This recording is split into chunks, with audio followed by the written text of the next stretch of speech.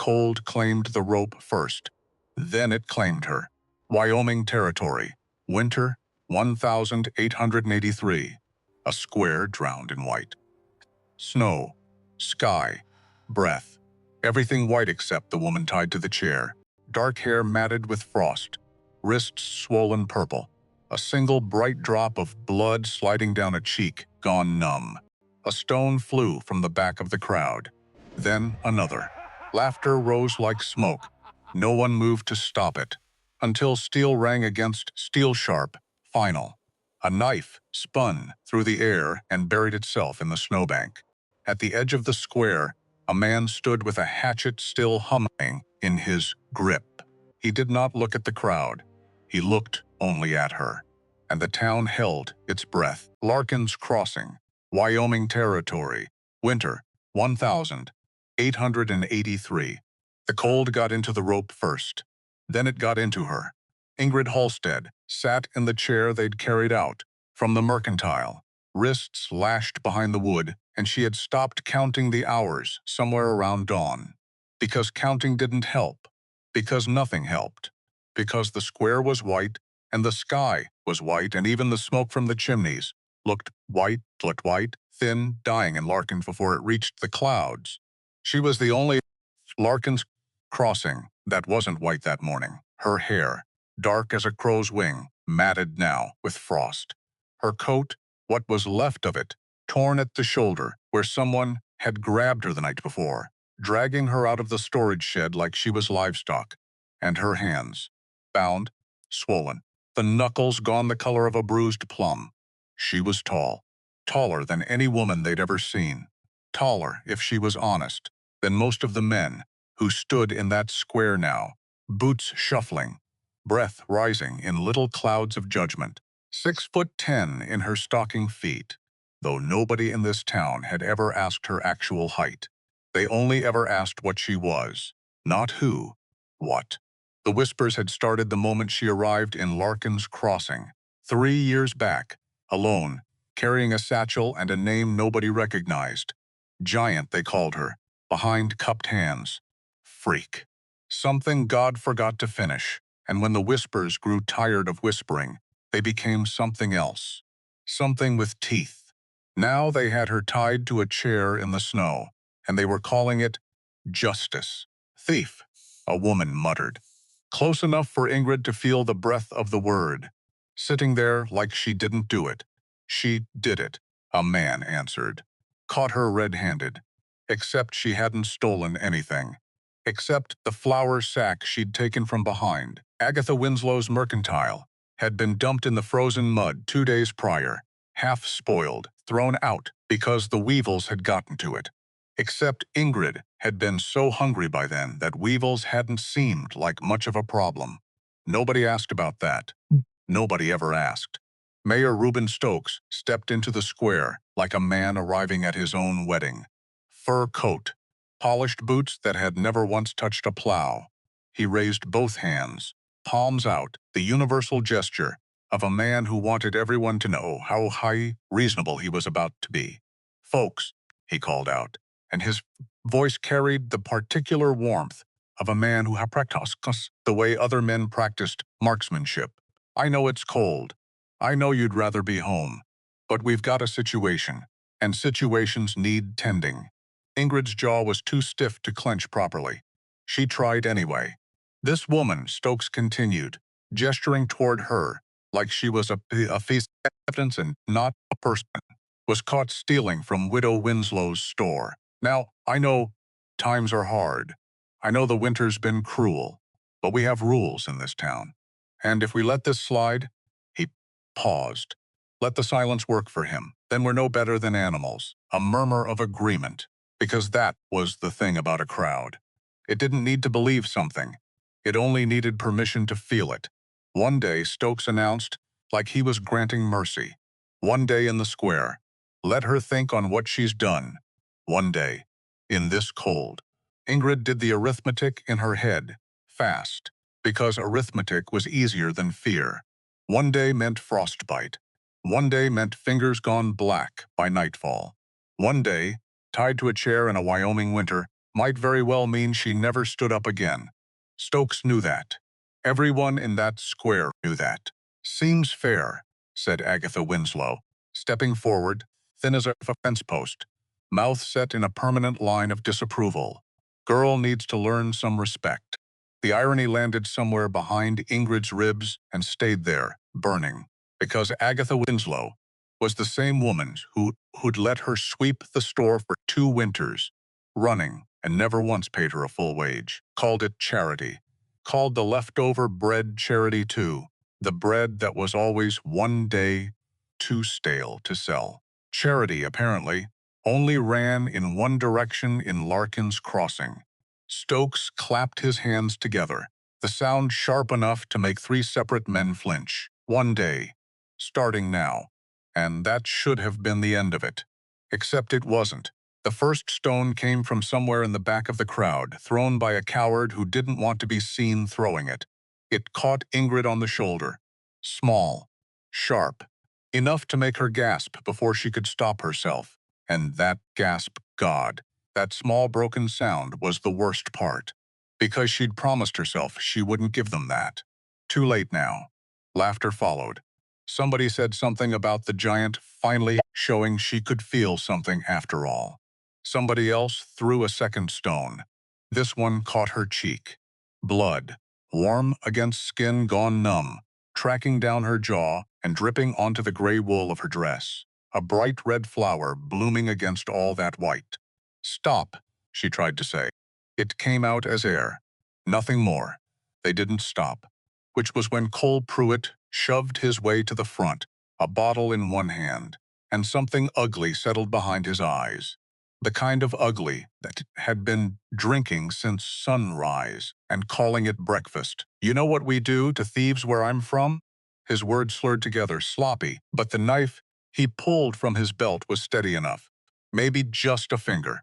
To start. The crowd's murmur shifted. Uncertain now. But nobody moved to stop him, and Ingrid understood in that frozen, endless second that our uncertainty was not the same thing as objection. Uncertainty didn't cut ropes. Cole was 3 feet away when a shot cracked across the square. Not a gunshot. Sharper. The sound of steel meeting. Steel. And Cole's knife spun out of his hand and buried itself in a snowbank. And Cole himself went stumbling backward, with a yelp that undid in a single instant every ounce of menace he'd been building for the last 5 minutes. The crowd turned as one.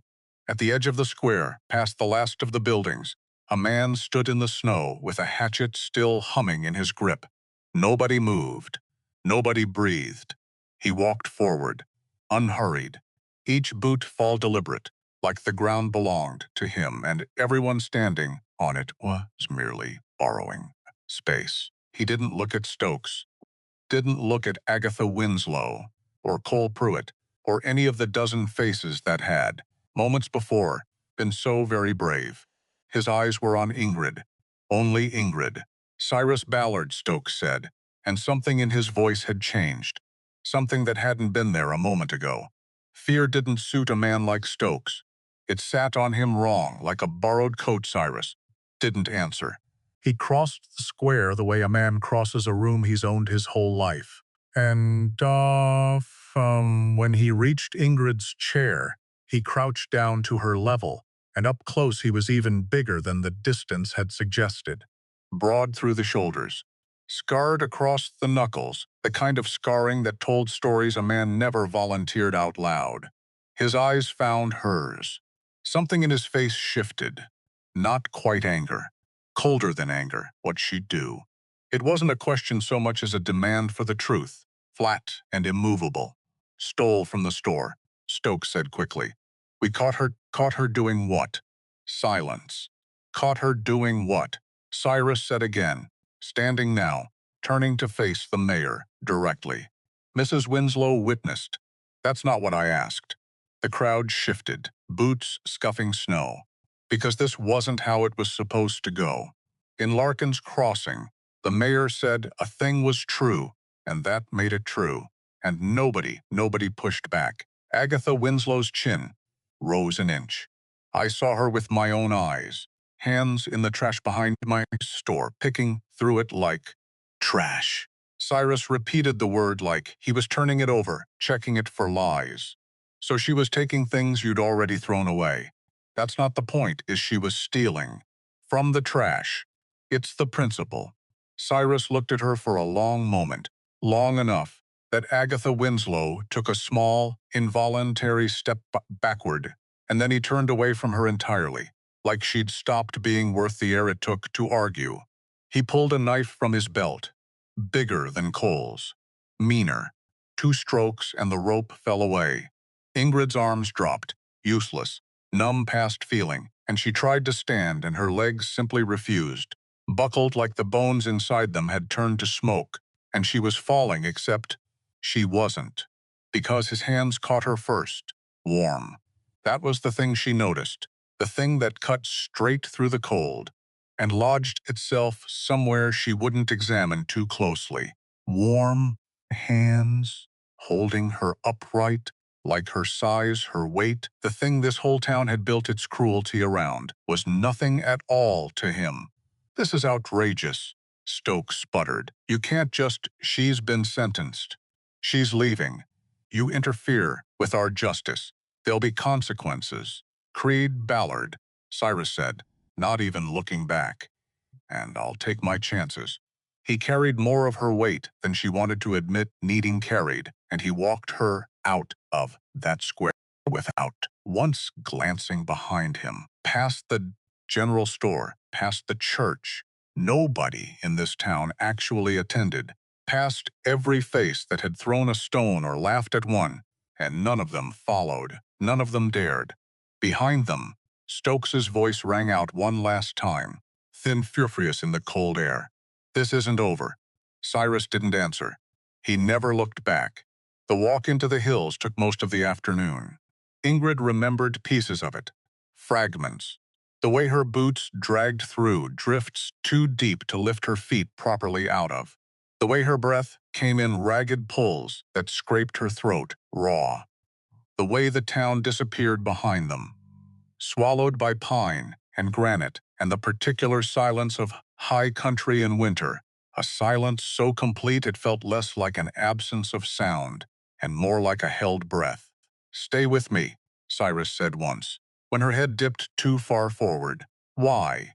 The word cracked out of her, small, broken at the edges. "Why what? Why did you—" She couldn't finish it, couldn't find the shape of the question rattling around behind her eyes. "Why did you stop them? Why did you care? Why does a man like you look twice at a woman like me?" "Because they were wrong," he said, simple as weather. "And I don't like crowds." It wasn't much of an answer. It was, somehow, enough. When the cabin finally appeared through the trees, it looked less like a shelter and more like something out of a half-remembered dream.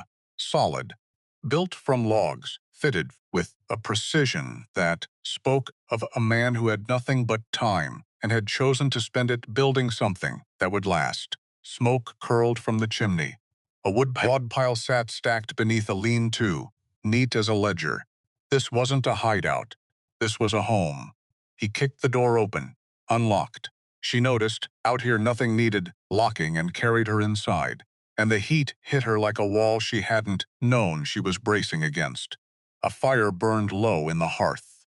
A bed in one corner. A table, 2 chairs, shelves lined with jars and tools, and the quiet order of a man who kept his world small enough to control. He set her in a chair by the fire and disappeared, and when he came back he had a blanket in one hand and a cup of something steaming in the other. "Drink." Her fingers wouldn't close around the cup properly.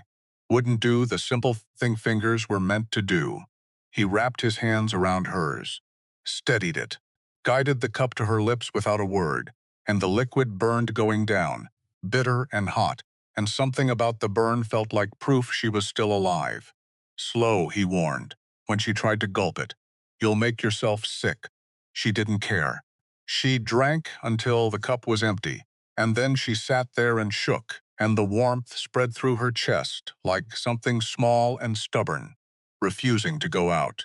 He crouched in front of her, studied her face with an intensity that should have felt like an intrusion. It didn't. You hurt. Anywhere. Besides the obvious. Ingrid tried to take stock, her wrists raw and weeping where the rope had bitten deepest, her cheek split from the stone, her shoulder, a low, dull throb that hadn't stopped since the first hit. Everything else was just cold and exhaustion, and the particular hollowed-out ache that came from being made to feel small by people who'd decided, long before that morning, that she was already too much. "I'm fine," she lied. "You're not." He stood, pulled a tin box down from a shelf, and when he came back, he worked in silence, cleaning the cut on her cheek with something that stung sharp enough to make her flinch, wrapping her wrists in strips of clean cloth, torn from what looked like an old shirt. His hands were enormous, scarred, careful in a way that didn't match the size of them at all. "You got people?" he asked, not looking up from her wrist. "Family? Somebody who'll come looking?" "No." "Anywhere else to go?" "No." He nodded, like he'd expected exactly that answer, and had already built a plan around it. "Then you'll stay here tonight." It wasn't a question. Ingrid felt like she should object anyway. Should say something about not needing charity, about having gotten this far on her own, about a woman her size not needing rescuing by anybody. But the words wouldn't come, and even if they had, they would have been a lie, and she was too tired that night to manage even one more lie. "Okay," she whispered. He tossed her the second blanket off the bed. "You take the bed. I'll take the floor. You don't have to, not arguing about it. Flat. Final. You're half frozen and you weigh nothing to me. Take the bed." Which wasn't true. Nothing about her weighed nothing. She'd spent her whole life being told, in 100 small cutting ways, exactly how much space she took up in a room, in a doorway, in a chair built for smaller bones. But something in the way he said it, like her size, was simply a fact, no judgment attached. The way a man might mention the weather made her too tired to argue further. She climbed into the bed on legs that barely held. The mattress had seen better decades. It felt, that night, like the softest thing she'd ever touched. "Cyrus," she said into the firelit dark. "Yeah, thank you." He didn't answer, just banked the fire low, settled his back against the wall on the floor, and closed his eyes. And Ingrid watched him for a while. This stranger who'd stepped into her worst morning and pulled her straight out of it for reasons she couldn't yet name until exhaustion finally dragged her under. For the first night in longer than she could remember, Ingrid Holstead slept without fear. She woke to the smell of something cooking, and for one long, disoriented moment, she didn't know where she was. The ceiling was wrong. The light through the window was wrong. Everything about the room said unfamiliar, and her body half a second behind her mind, seized with the old animal panic of waking up somewhere she hadn't chosen. Then it came back. The square, the rope, him. She sat up too fast. Her head spun. "Easy." Cyrus's voice from near the hearth. "You've been out 14 hours. 14, most of the morning too." He brought her a bowl. Stew. Thick with meat and root vegetables, and it smelled like something she hadn't earned and didn't know how to accept gracefully. She took it anyway, wrapped both hands around it despite the ache in her wrists, and ate like a woman who'd learned, a long time ago, never to trust that a meal would still be there in 5 minutes. He refilled the bowl without being asked. "When's the last time you ate?" he said. Not really a question. She thought about it. Counted backward. 2 days. Maybe 3. That's what I figured. When she'd finished the second bowl, she set it down and found him watching her, with that same steady, assessing look, the one that made her feel like a puzzle he intended to solve, rather than a burden he intended to shed. "We need to talk," he said. There it was. She'd been waiting for it. The part where he explained, gently or not, that his good deed was finished and it was time for her to figure out the rest on her own. She'd been braced for it since the moment she woke up warm, because warm never lasted, Not for her, not anywhere. Okay, she said quietly. That mayor, Stokes, he the kind of man who lets things go. No, didn't think so. Cyrus leaned back, the chair creaking under him. Which means he's coming looking. Maybe not today. Maybe not this week. But soon. I can leave, Ingrid said quickly. I don't want to bring trouble to... Wasn't finished. She stopped. You can leave if you want. I'm not keeping you here. He held her eyes. But if you walk back down that mountain, Stokes finds you. And next time, there won't be anybody standing in that square to cut the rope. The truth of it settled over her, heavy and undeniable. Larkin's Crossing didn't forgive. It didn't forget. And a woman, her size, a woman already marked as strange, before she'd ever done a single thing to earn it, wasn't going to disappear quietly into some other town's crowd. So what do I do? She asked, hating the smallness in her own voice. Cyrus was quiet a moment, staring into the fire, like the answer might be written somewhere in the coals. You stay here. Work for your keep, if that matters to you. Winter's got a couple months left in it. When it breaks, you'll have real choices. Head to a bigger settlement. Start over where nobody knows your face. He paused. Or you stay longer. Build something. Ingrid stared at him. Why would you do that? You don't even know me. I know enough. That's not an answer. I know you were starving, he said, and you still only took what had already been thrown away. I know you didn't fight when they tied you to that chair, even though every part of you probably wanted to. I know you've thanked me twice already, which is 2 times more than most people manage in a lifetime. He shrugged, like the math was simple. That's enough. But you don't owe me anything. Something shifted behind his eyes. I'm not doing this out of kindness, he said, and his voice had gone rougher. I'm doing it because I saw what that town did to you, and I don't like men who think power means they get to decide who counts as a person. You staying here working, building, that's not charity. That's you choosing to survive on your own terms instead of theirs. He stood, moved toward the door. But it's your choice. Door's right there. He walked out, left her alone with the fire and the weight of the decision, and a silence that felt for the first time in years, like it was actually asking her something instead of accusing her of taking up too much room in it. She found him an hour later, stacking firewood, and she stood in the doorway with the blanket still wrapped around her shoulders, and said the only thing that felt true. I'll stay. He didn't stop stacking wood. For now, she added, if that's really all right. It's all right. I'll work. I'm not useless. I can cook men. I work the inventory at the store. I know how to... Ingrid. She stopped. You don't have to sell yourself to me. Quieter now. Almost gentle. I said you could stay. I meant it. And somehow that was harder to hold than anything else that had happened to her in the last 2 days. Kindness without a price tag attached. Help that didn't come wrapped in an expectation she'd be paying off for years. It didn't fit anywhere in what she'd learned about how the world worked. Maybe that was the point. First thing, Cyrus said, brushing snow off his coat. Living up here isn't easy. Winter's not done with us. We've got maybe 6 weeks before the thaw, and every one of those days is a fight. I've fought before. Something almost like a smile crossed his face. Almost. Then we start tomorrow. They started that same evening, actually, because Cyrus Ballard didn't seem to be a man who believed in wasting daylight, even the last gray scrap of it.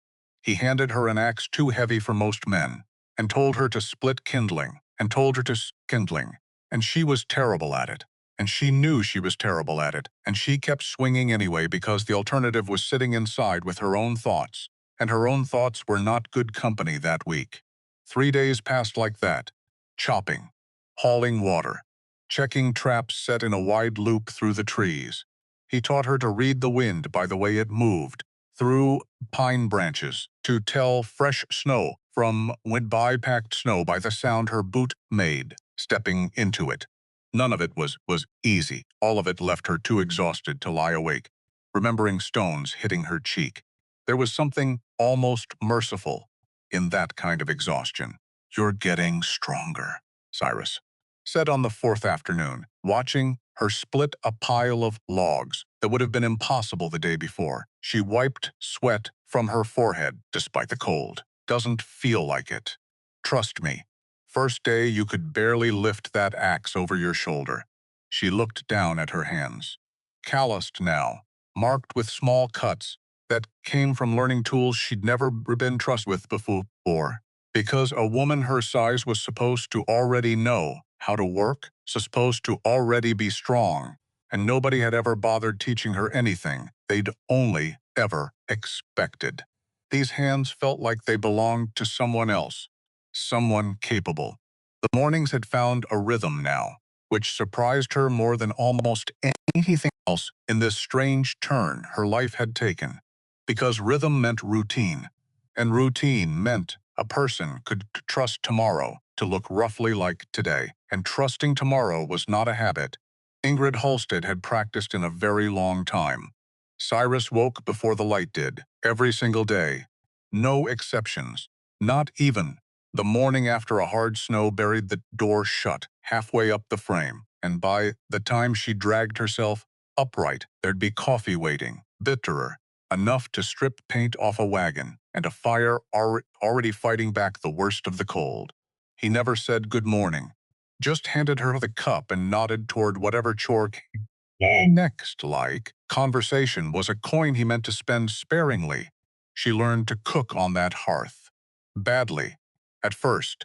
"That's burnt," he said, the first time she attempted biscuits, staring down at something closer to a chunk of coal than bread.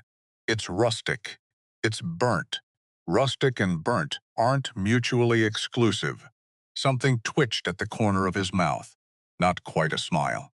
The very beginning of one, maybe, caught and reined in, before it could get any further than that.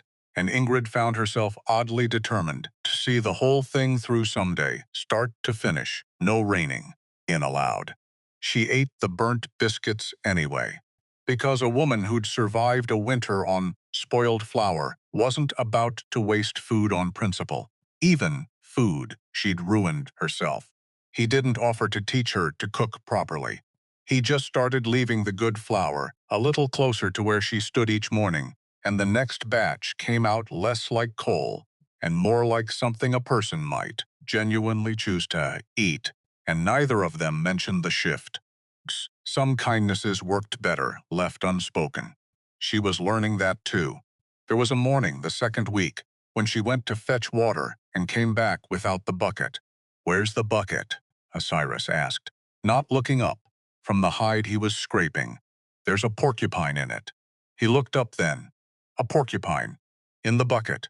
Sitting in it. Like he pays rent.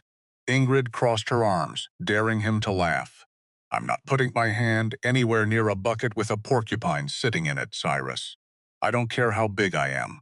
Quills don't care how big a person is either." For one long moment he just stared at her. Then he laughed. Not the almost smile. Not the careful twitch he kept so tightly reined in.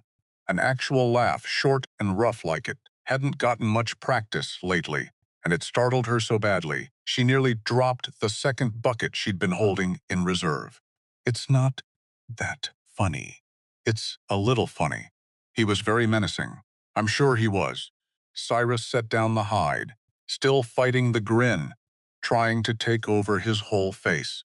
"Come on, let's go negotiate with your porcupine." They negotiated, which meant Cyrus walked over, tipped the bucket sideways with the flat of a shovel, and watched the offending creature waddle off into the underbrush with as much dignity as a porcupine could reasonably muster. And Ingrid stood there, feeling something warm settle in her chest that had nothing to do with the fire behind her, because he hadn't laughed at her. He'd laughed with her. She was starting to understand a very particular difference between those two things. And for 3 years in Larkin's Crossing, Consmall, she'd only ever been handed the first kind. He taught her other things in the weeks that followed. Quieter things. how to tell a storm coming by, the way the birds went silent an hour before it hit, how to read a trail for tracks days old versus tracks laid that same morning, the frost pattern giving away everything if a person knew where to look, how to cod pod, calling a rabbit steady, pawn on, posted, palms, paused palm, surprisingly steep a smalled once she stopped trying to force it and let the knife do the work it was built for. You're a fast learner, he told her one evening, watching her work through the task without needing correction for the first time. I've had motivation. What's that? Not wanting to be a burden. The words came out before she'd fully decided to say them, honest in a way that surprised her. Cyrus was quiet a moment. You've never been a burden, he said finally. Not for one single day up here. You don't have to say that. I don't say things I don't mean. Flat, simple. The particular certainty of a man who'd learned, somewhere along the way, that wasted words cost more than silence ever did. You want to know what a burden looks like up here, Ingrid. It's somebody who takes and never once tries to learn the land underneath them. That's not you. Hasn't been you since the first morning. She didn't have an answer for that.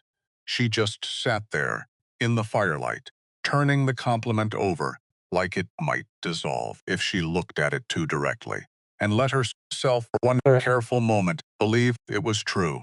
The chair by the fire had been built for a man Cyrus's size, which was to say, not built for a woman a full head taller than he was, and after the third night of watching her fold herself uncomfortably into it, knees nearly at her chin, he said nothing about it and simply disappeared into the tree line with an axe the next afternoon.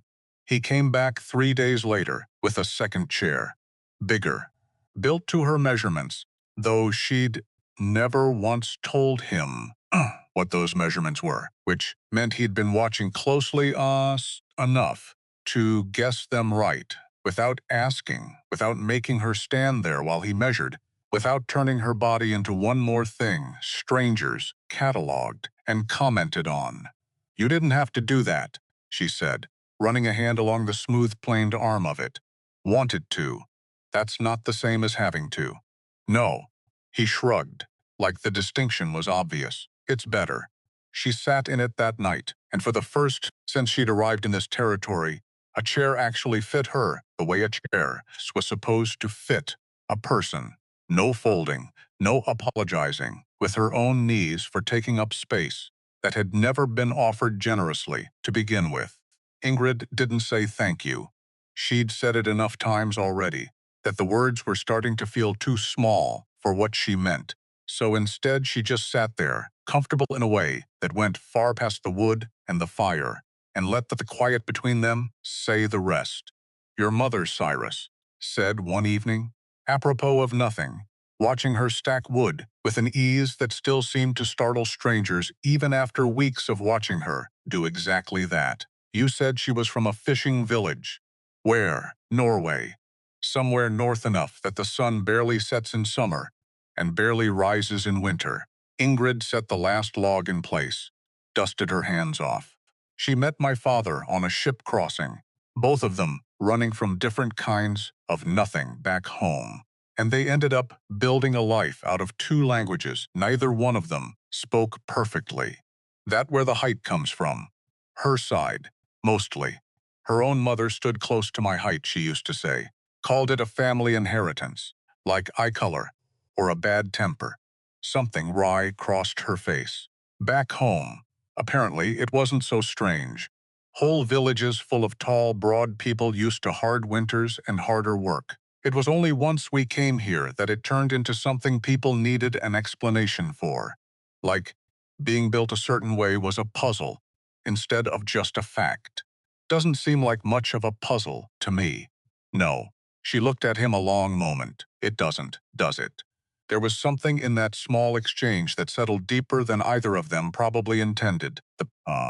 The plain, unremarkable acknowledgement of a truth. Ingrid had spent her whole American life waiting for somebody accept without comment, without gawking, without needing it explained away or apologized for.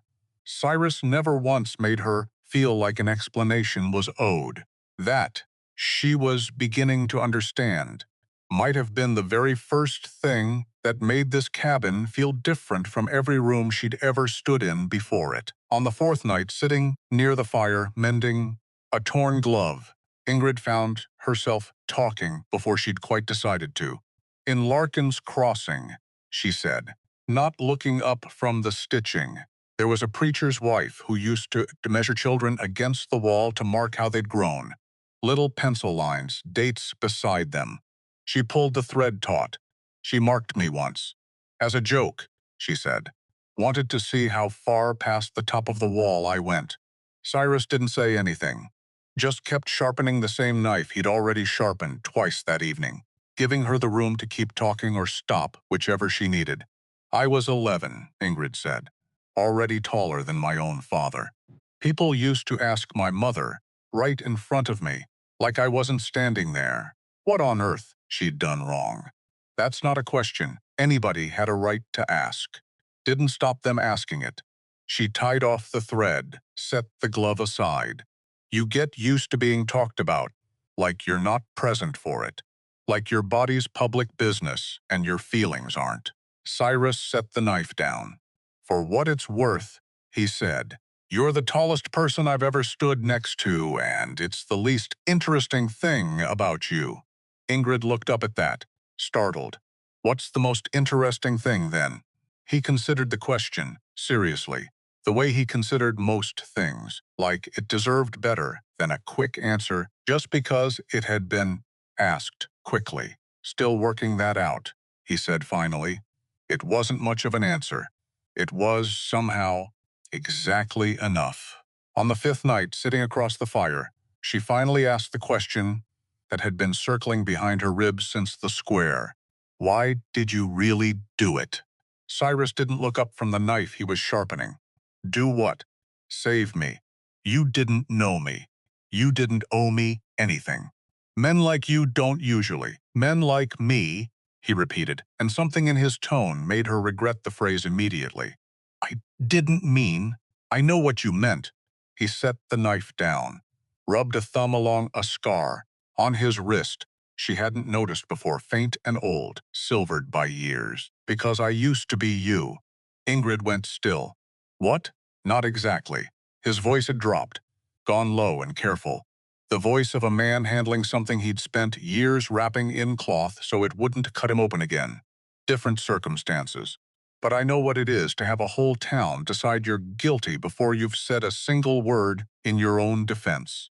To be tied up and left for whatever punishment feels satisfying to somebody else." "What happened?" He was quiet long enough that she thought he wasn't going to answer. "Someone helped me once," he said finally. "Cut me loose. Got me out. I never got the chance to thank them properly." "Why not?" "Because they died 3 days later."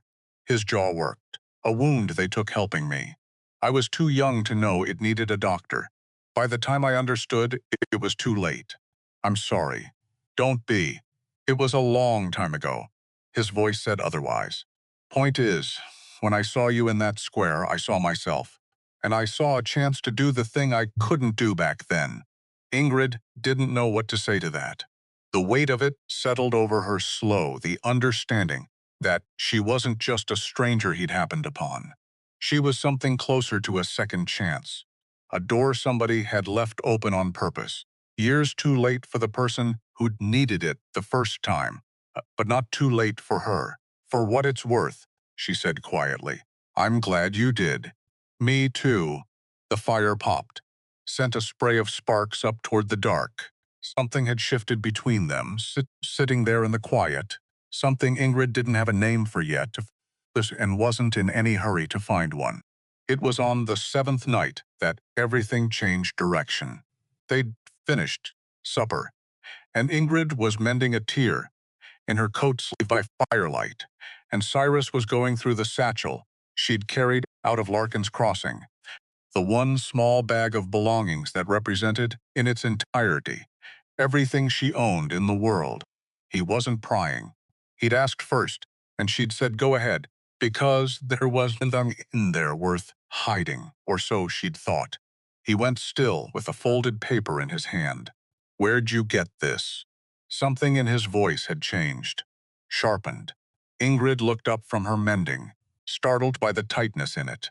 It's an old deed. My father's. It doesn't mean anything anymore. The land's long gone. I only kept it because... Holstead." She blinked. "What?"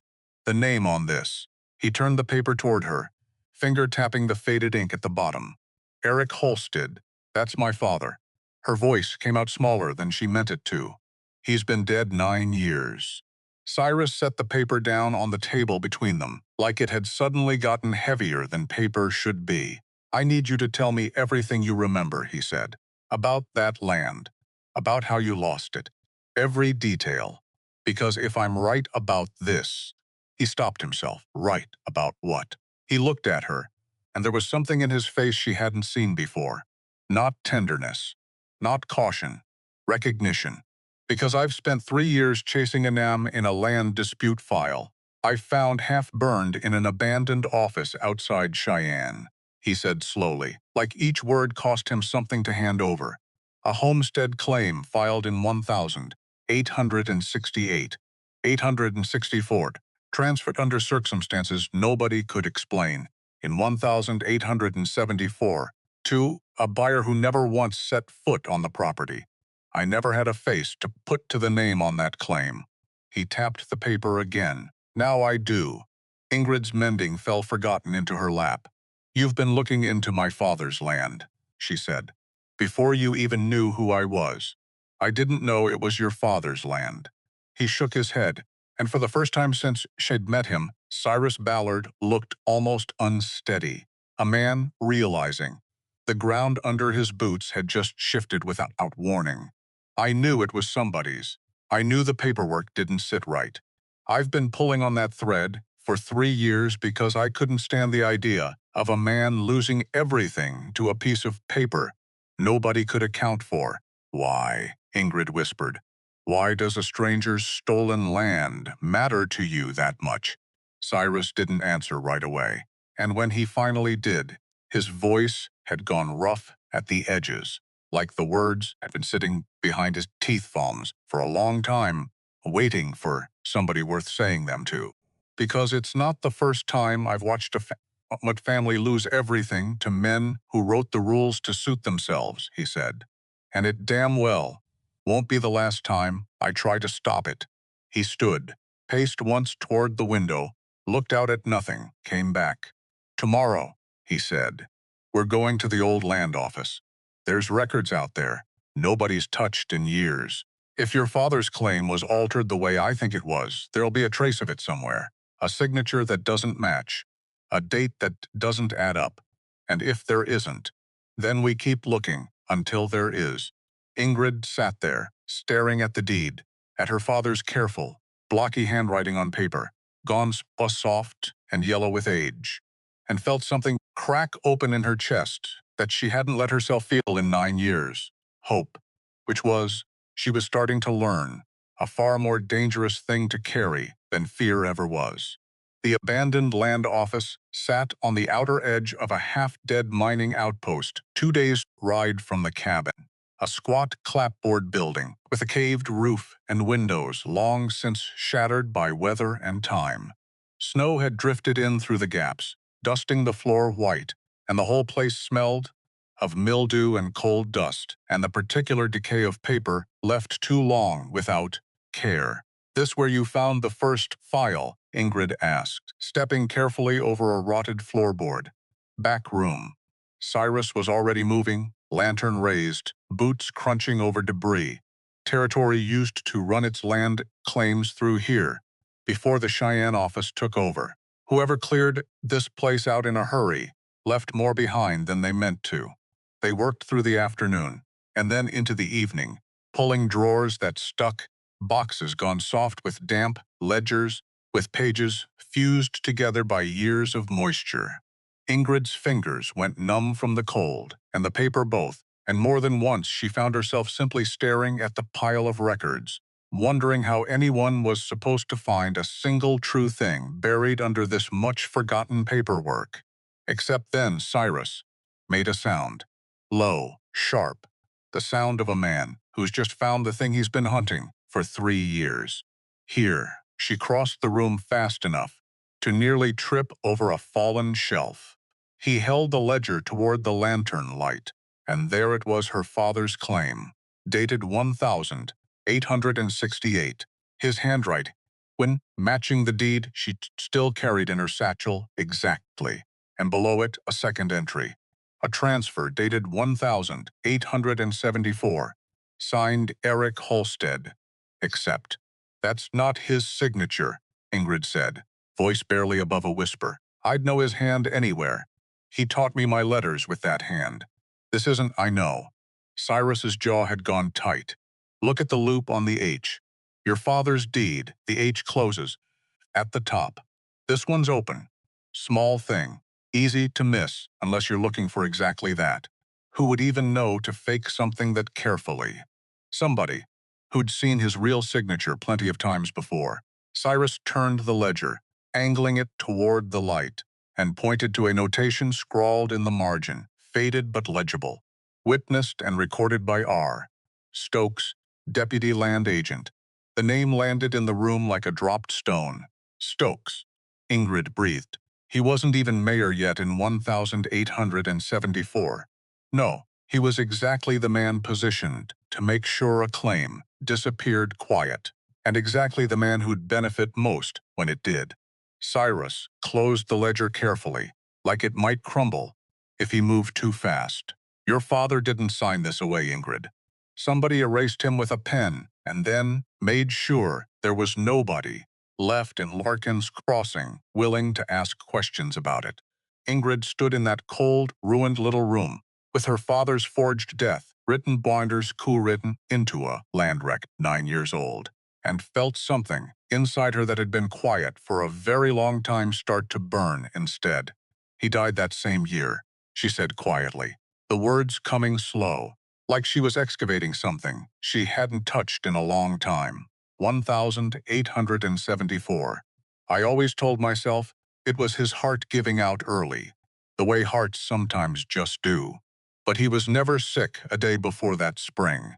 Not once. Strong as a plow horse, my mother used to say. Cyrus went very still, listening. Then the letter came, Ingrid continued, telling him the land wasn't his anymore, that he'd sold it.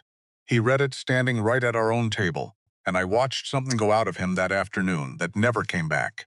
He stopped eating right, stopped sleeping, kept saying he never signed anything, kept saying it over and over until my mother started looking at him like she was afraid he'd lost his mind instead of his land. Her voice cracked, just slightly, just enough. He was dead by first frost. The doctor called it a failing heart. I've always wondered if a broken one counts the same. Cyrus reached across the table, slow, and set his hand over hers. It counts the same, he said. I promise you it counts the same. I never had proof he was telling the truth, Ingrid whispered. Just his word, and his word wasn't enough to stop people from believing whatever the paperwork said instead. A man's whole life, somebody else wrote. Not anymore. Cyrus's voice had gone hard now, resolute. Now, there's two of us looking at that paper, and I promise you, Ingrid, this time it doesn't get to win. Ingrid didn't trust her voice enough to answer right away. She just nodded and let the fire fill the silence where words wouldn't quite reach, and understood, for the first time in 9 years, that her father's death and her father's stolen land had never been two separate griefs at all.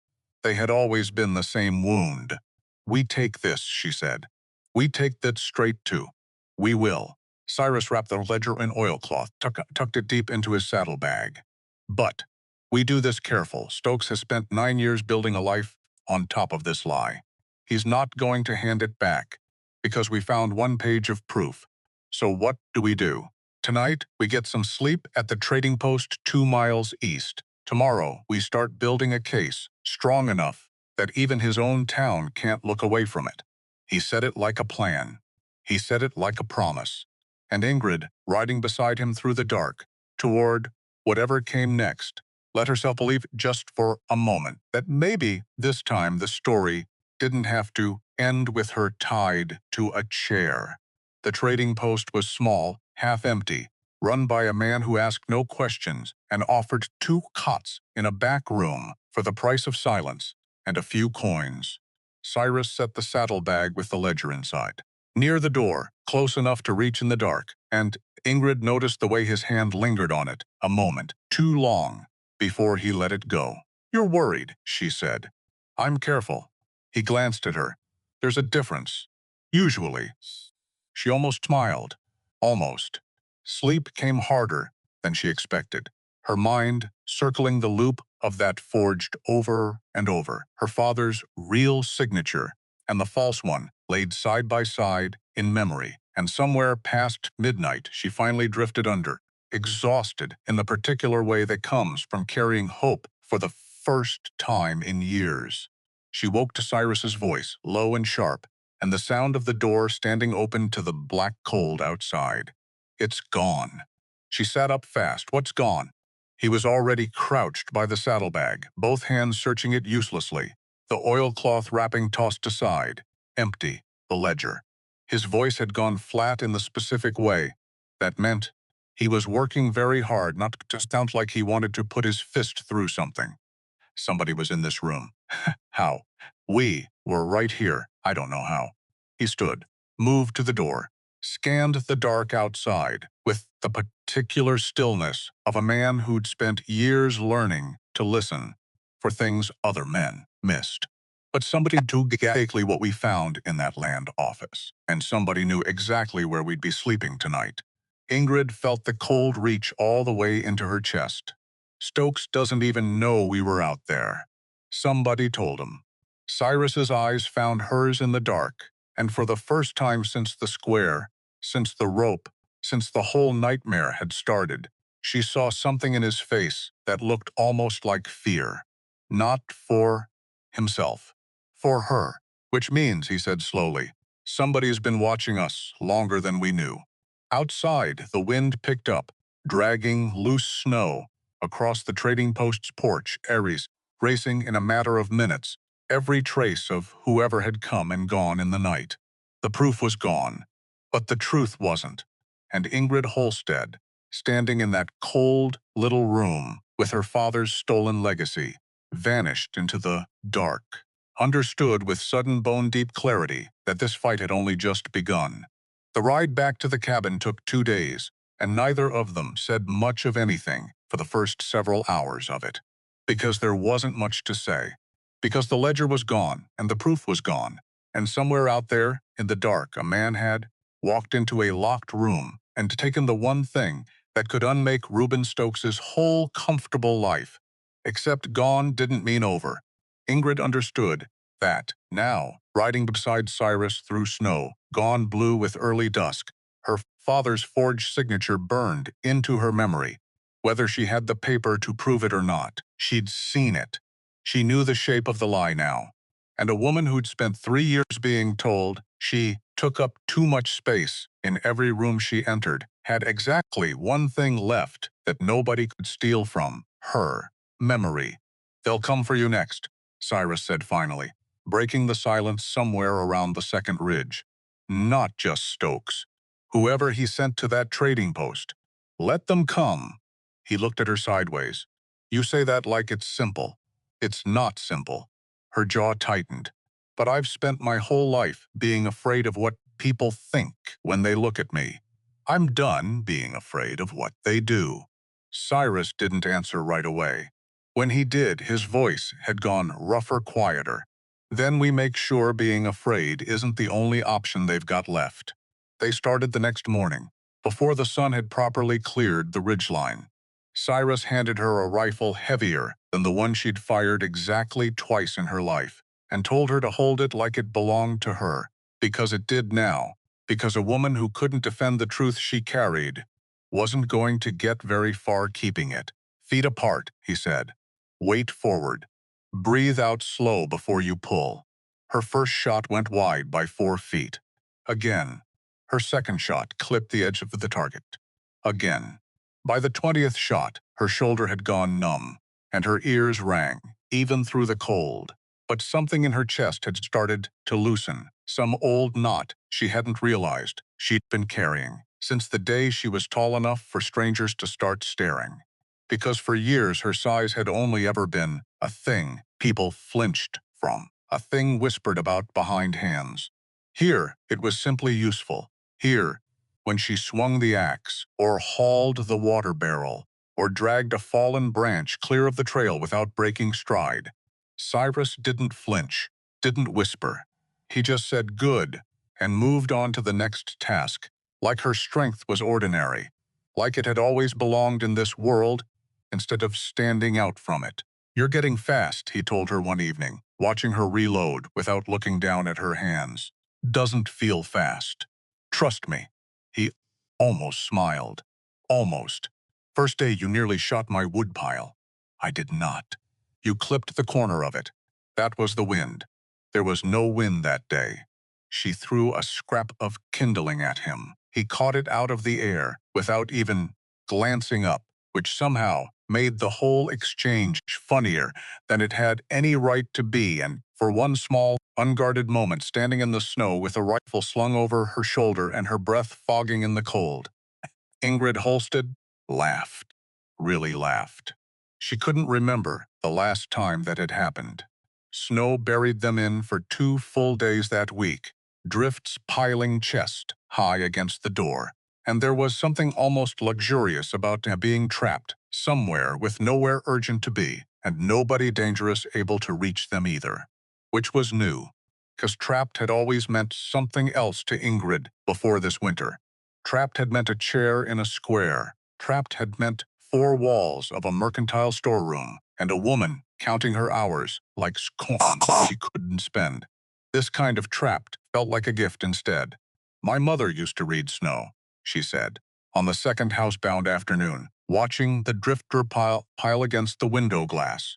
Not the falling kind, the kind already on the ground. She'd tell you how deep the cold was going to run, just by the way it crusted overnight. Cyrus looked up from the harness he was mending. That's so. She was from a fishing village, somewhere cold enough that reading weather wrong meant somebody didn't come home. Ingrid pulled her knees up, wrapped her arms around them, the posture of a much smaller woman than she was, though the chair Cyrus had built her held the whole shape of her without complaint. "She taught me before she taught me my letters. Snow first. Words second. Show me." "Show you what?" "How to read it." Ingrid blinked, caught off guard by the request.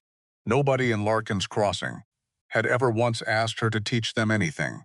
She'd been the one taught, corrected, instructed in every direction. Her whole life, a woman handed lessons about how to be smaller, quieter, less. "All right," she said slowly. "Come here." He came, stood close enough at the window that she could feel the warmth off him, even through 2 layers of wool. And she pointed out at the crust, forming along the top of the drift, blue-white and glassy, in the fading light. "See how it's got that sheen? That means it froze and thawed and froze again, more than once. Ground underneath's colder than the air. That kind of cold, it doesn't break easy come morning. And if it was duller, matte instead of glassy, means a warmer freeze. Softer underneath, easier walking, but easier for a person to punch straight through if they're not careful how they step." Cyrus studied the drift a long moment, like he was actually committing it to memory instead of simply humoring her. "You could have told me that the first week," he said, "would have saved me from a wet boot 2 days back. You didn't ask me the first week." Something passed between them then, quiet and unhurried, the particular ease of 2 people who'd stopped needing to fill every silence with something urgent. "My mother would have liked you," Ingrid said, before she'd quite decided to say it out loud. She didn't like many people. Said most folks talked too much and listened too little. "You've got that backward from most folks. Is that a compliment?" "It's the truth. Sometimes those are the same thing." Cyrus almost smiled.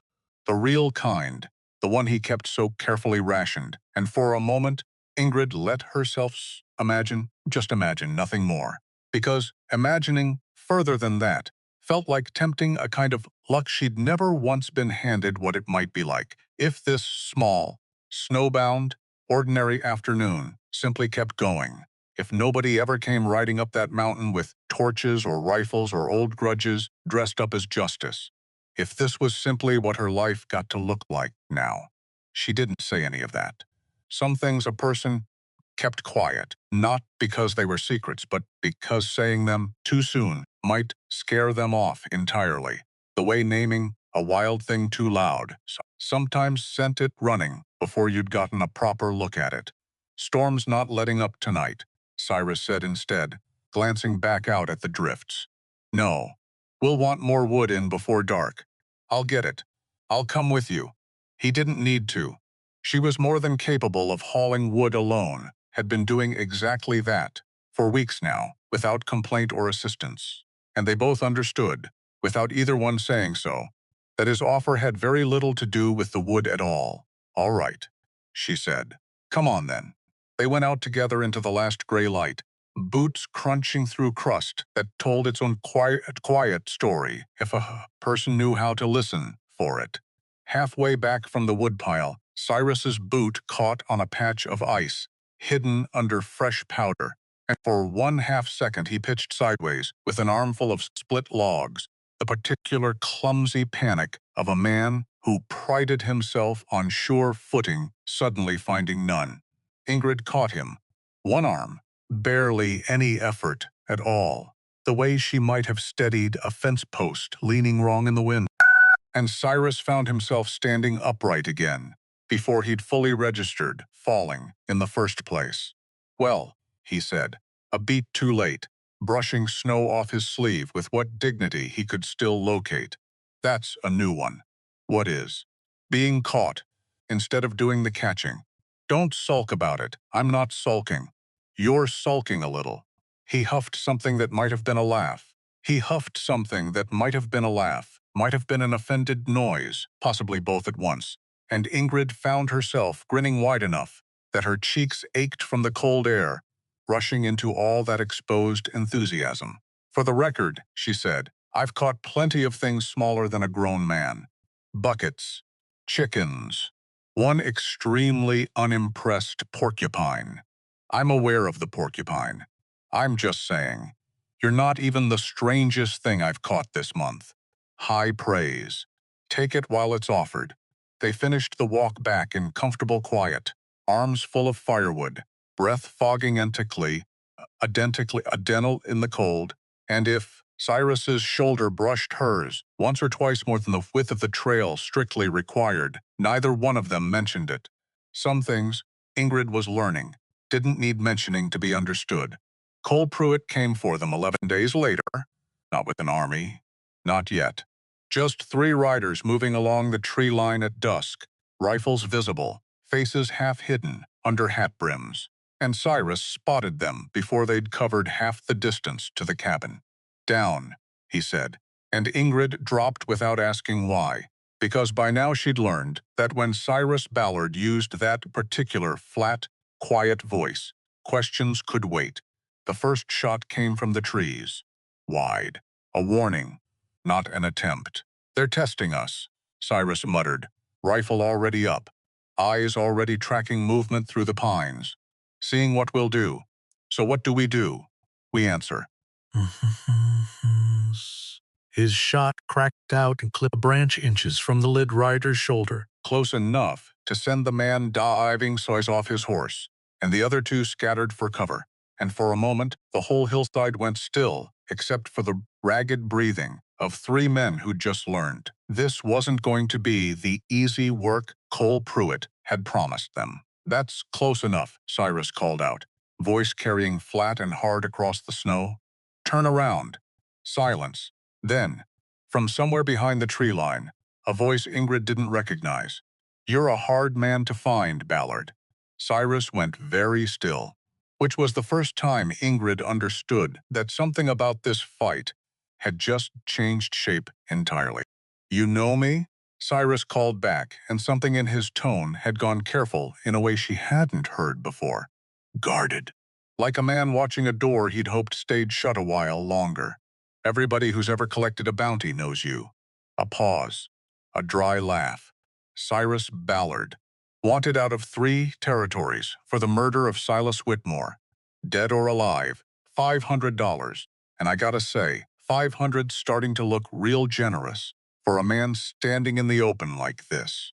Ingrid's stomach dropped somewhere around her boots. What is he talking about? She whispered. Cyrus didn't answer. The rifle fire started again before he had the chance to. They held the ridge until dark, and the 3 riders finally pulled back the way they'd come, dragging their wounded pride and one grazed shoulder with them. And when the last hoofbeat faded into the trees, Ingrid turned to Cyrus with a question sitting so heavy in her chest she could barely get it past her teeth. Silas Whitmore. Cyrus didn't look at her, kept his eyes on the tree line, like the answer might be easier to give to the dark than to her face. I need you to tell me, she said. Everything.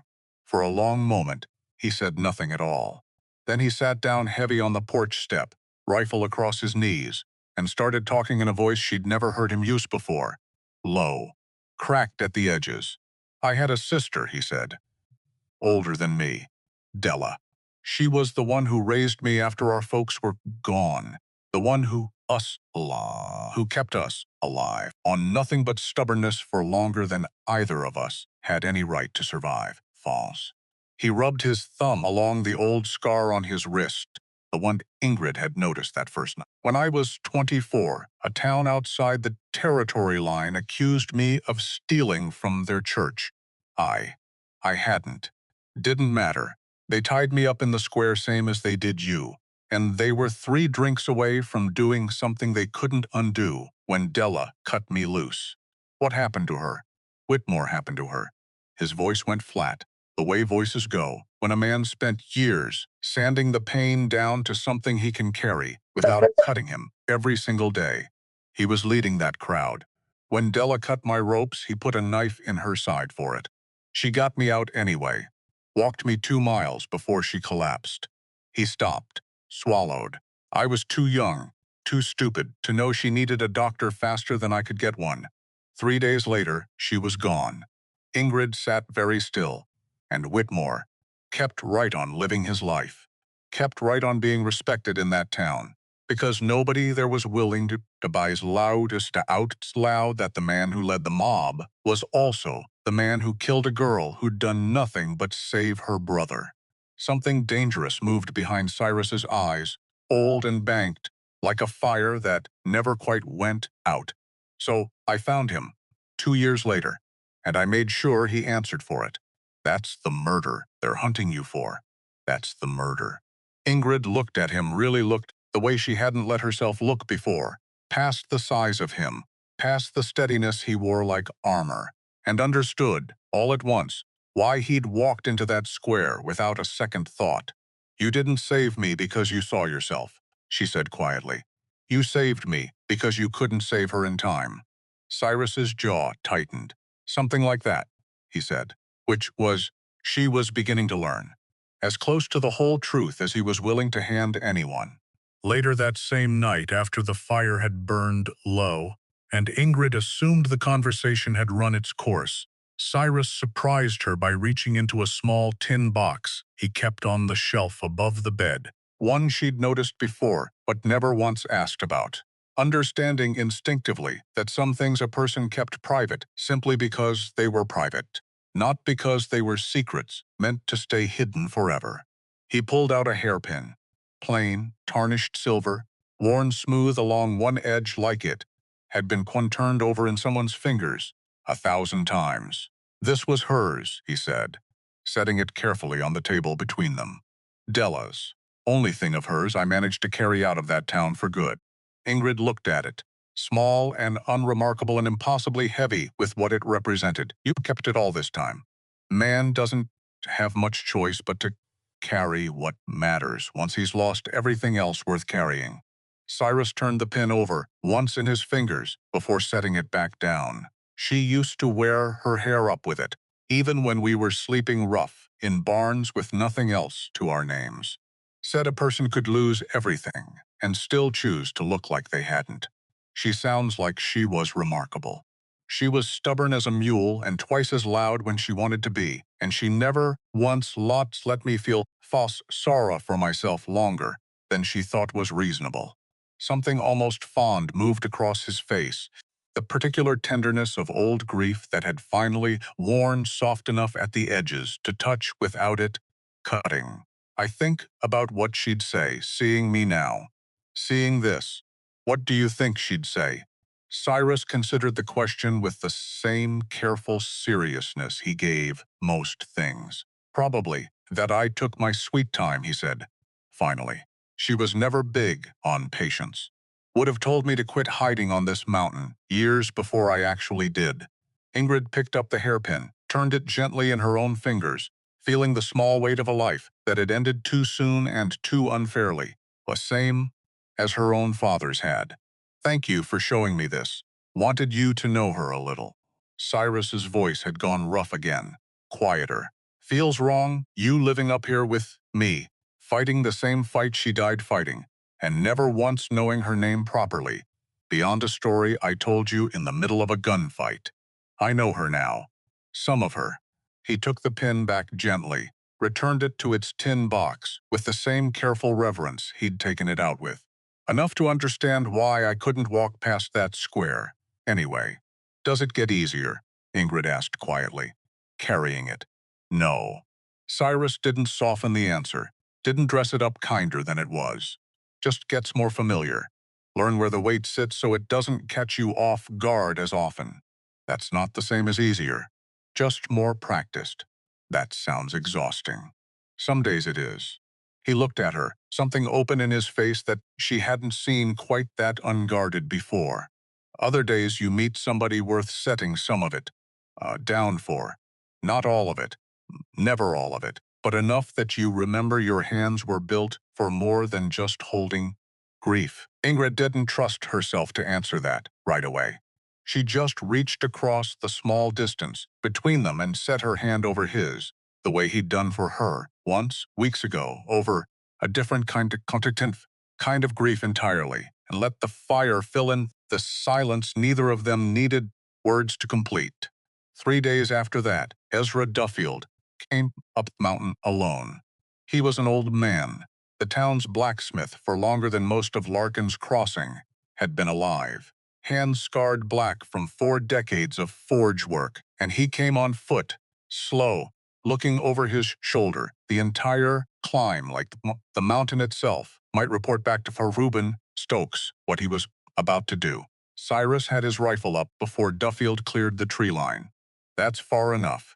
I ain't here for trouble. Duffield raised both hands, empty, shaking slightly, though whether from cold or nerves, Ingrid couldn't say. I'm here because I can't sleep anymore. Been 3 weeks since that girl was tied up in the square and I still see it every time I close my eyes. Ingrid stepped forward. You watched. I watched.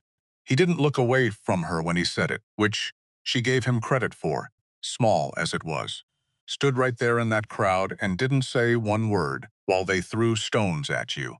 I've had 30 years of telling myself, silence isn't the same as doing the harm. I don't believe that anymore. Why now?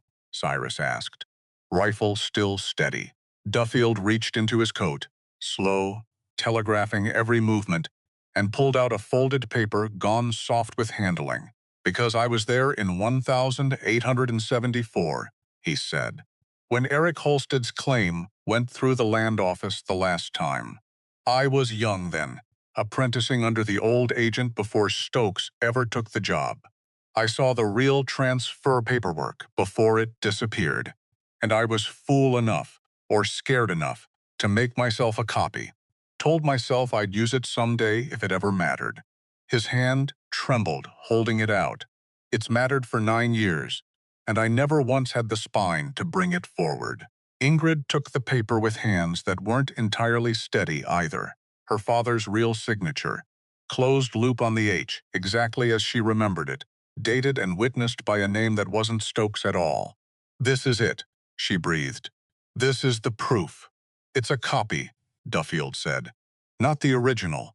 Won't hold up alone in front of a judge. But it's something, and it's more than I ever had the courage to offer before.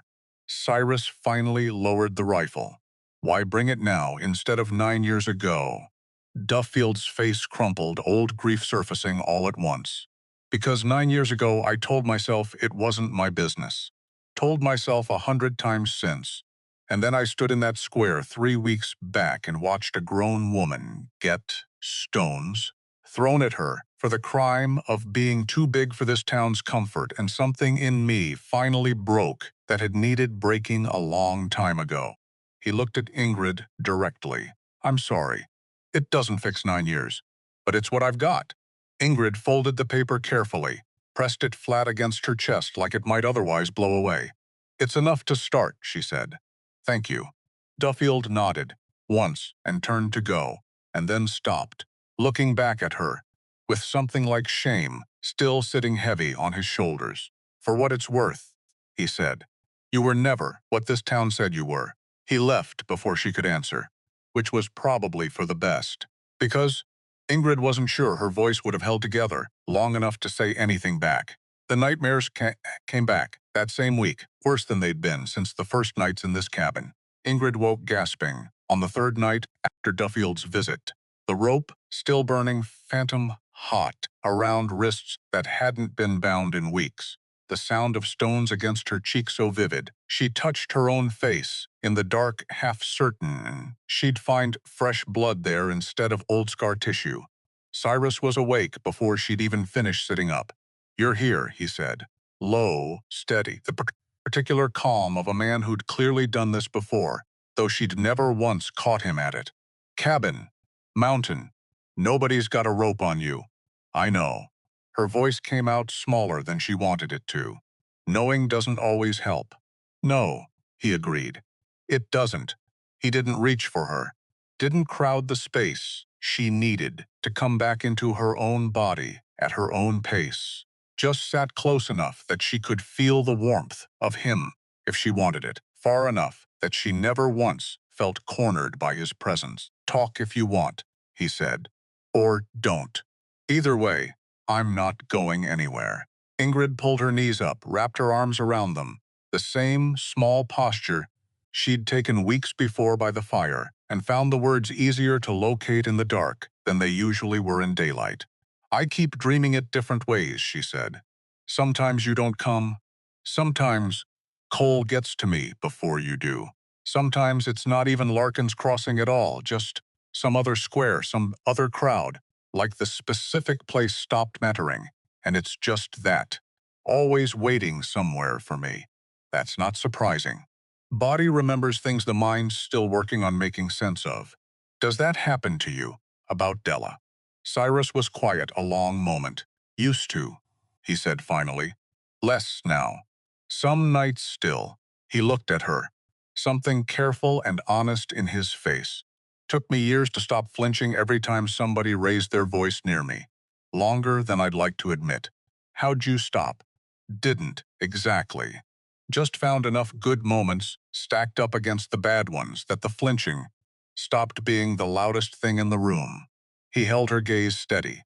That takes time, Ingrid. More than a season. I won't lie to you about that. I don't want you to lie to me. Then I won't. Ever.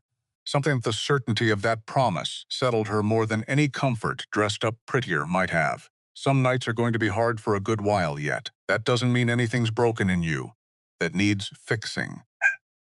Just means you survived, something that left a mark, same as anybody would.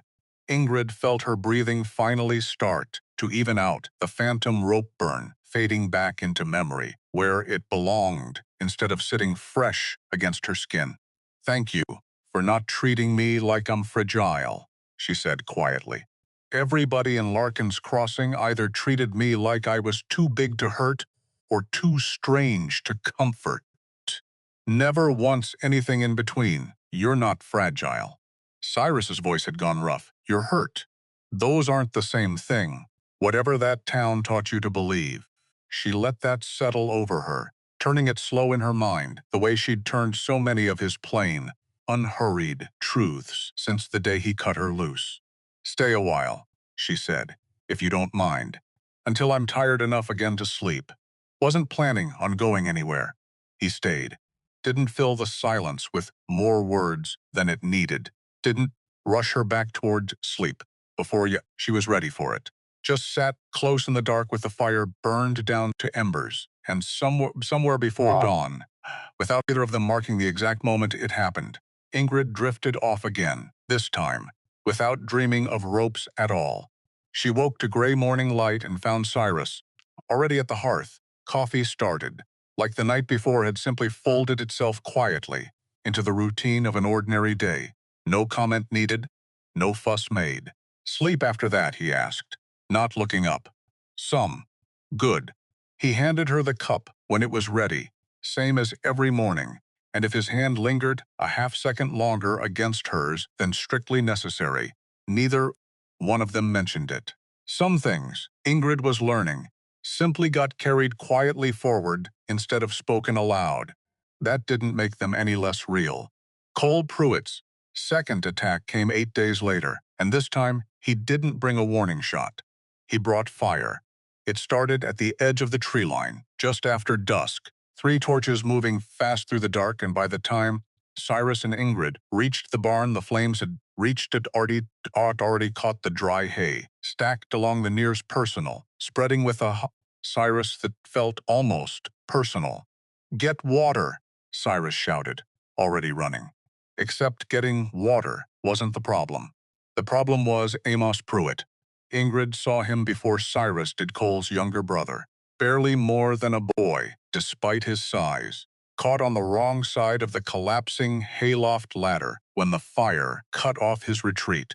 Coughing, disoriented, one leg pinned beneath a fallen beam that 3 ordinary men would have needed a rope and a prayer to shift. Amos!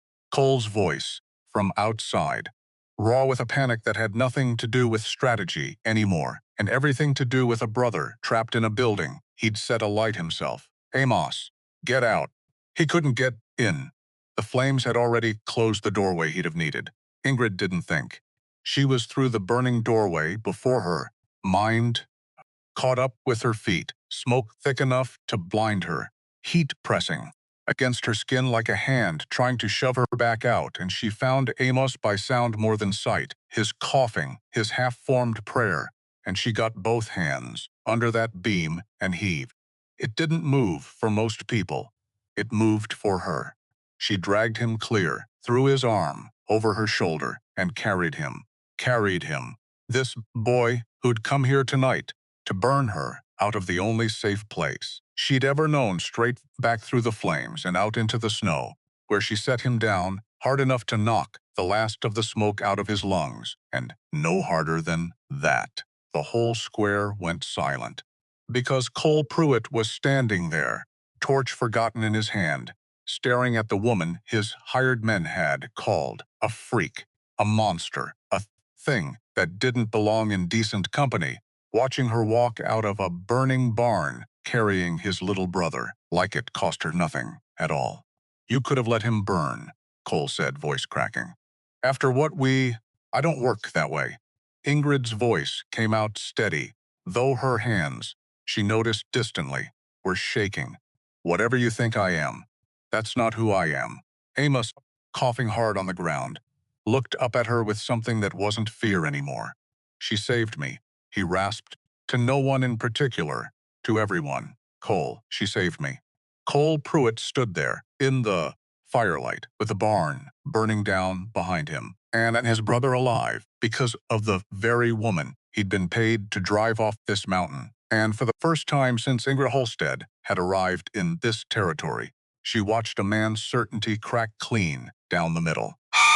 He didn't apologize. He didn't stay long enough to. But he lowered the torch, and he pulled Amos up off the ground, and he walked away without a single word, and behind them the barn kept burning, orange light climbing into the black Wyoming sky, where anyone in Larkin's Crossing, if they cared to look, could see exactly what had happened up on that mountain that night. Cyrus found her a few minutes later, soot-streaked, hands scraped raw, staring at the collapsing barn, like she still wasn't sure what she'd just done. You went in there without thinking, he said. I. No. You could have died. I know that too. She looked at him, and something steady had settled behind her eyes that hadn't been there before. Not until tonight, but I've spent my whole life being told my size made me a monster. Tonight, it made me the only person who could save that boy's life. Cyrus was quiet a long moment, watching the flames die slowly down into embers. Maybe that's the story this whole territory's been getting wrong about you, he said finally. Ingrid didn't answer. She just watched the fire and thought about her father's real signature folded safe against her chest, and understood, with a clarity that felt almost frightening, that something in Larkin's Crossing had shifted tonight. Whether Reuben Stokes was ready for it or not. The barn kept smoking for 2 days after the fire, a thin gray thread rising off the ruined timbers, no matter how much snow fell trying to smother it. Ingrid watched it from the porch most mornings, coffee going cold in her hands, and thought about how some things didn't stop burning just because you wanted them to. Because lie built 9 years deep didn't unravel in one night. Because one dramatic rescue, one boy pulled out of the flames, wasn't the same thing as justice. It was a start. It wasn't the ending. We can't wait any longer, she said, on the third morning, before Cyrus had even finished pouring his own coffee. Stokes knows we've got Duffield's copy. He knows what it means. Every day we sit up here is a day he spends figuring out how to bury it deeper.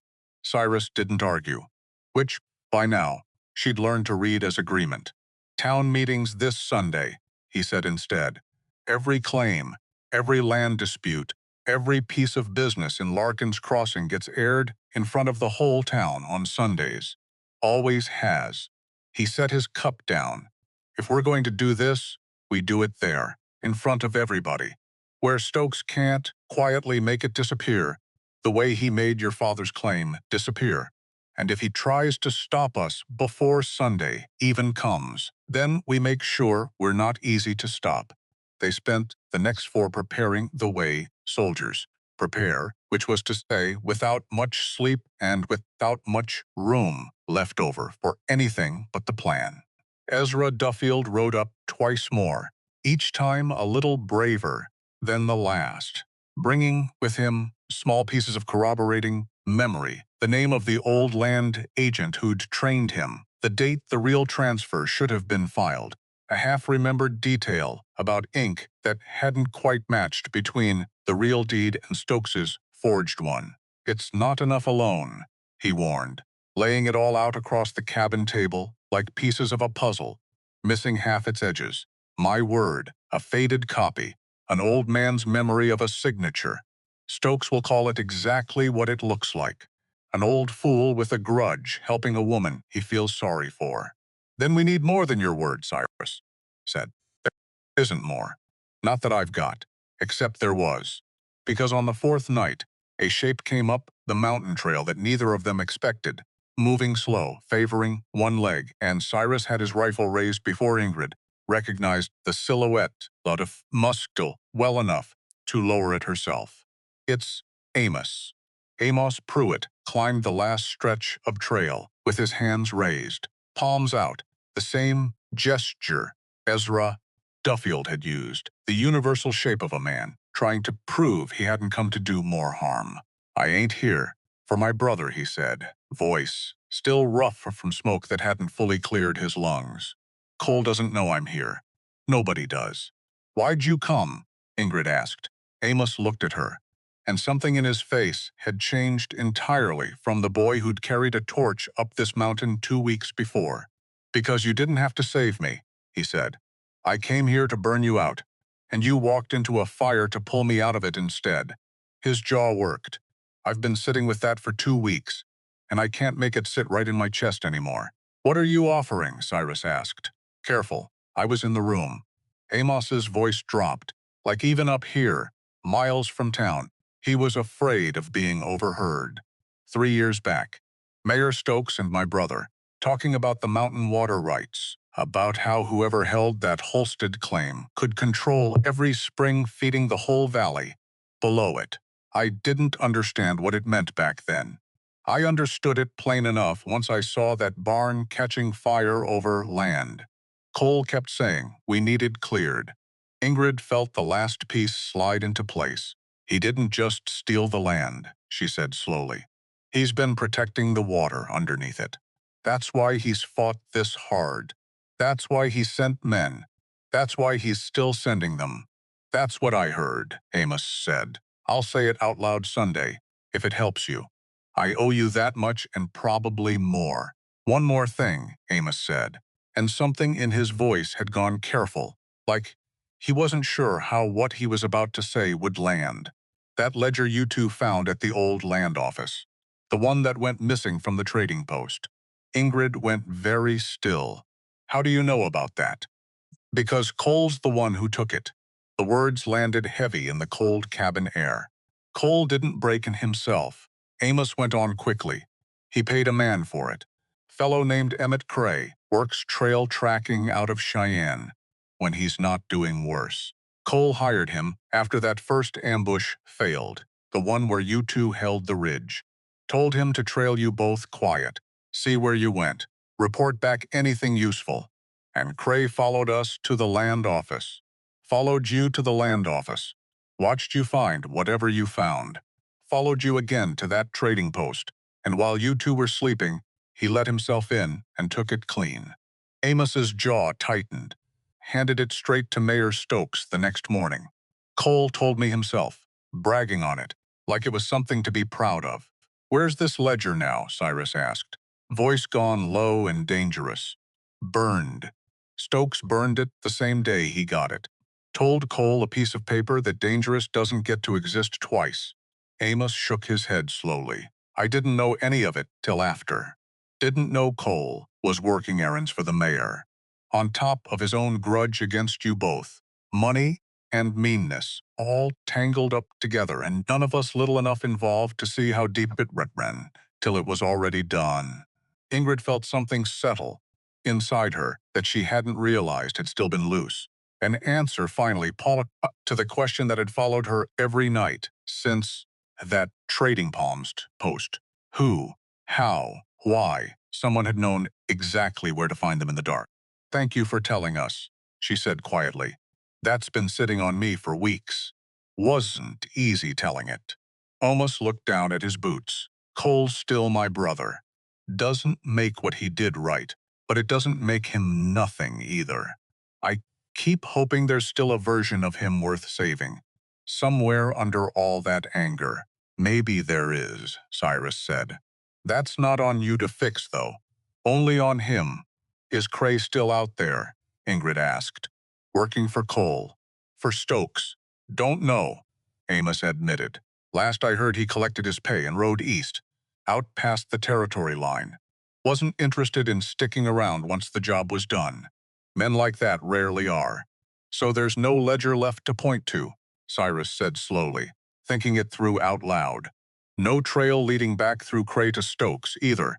Not without the man himself willing to talk. No, Amos agreed. Just my word about hearing it, and whatever else you two can piece together before Sunday.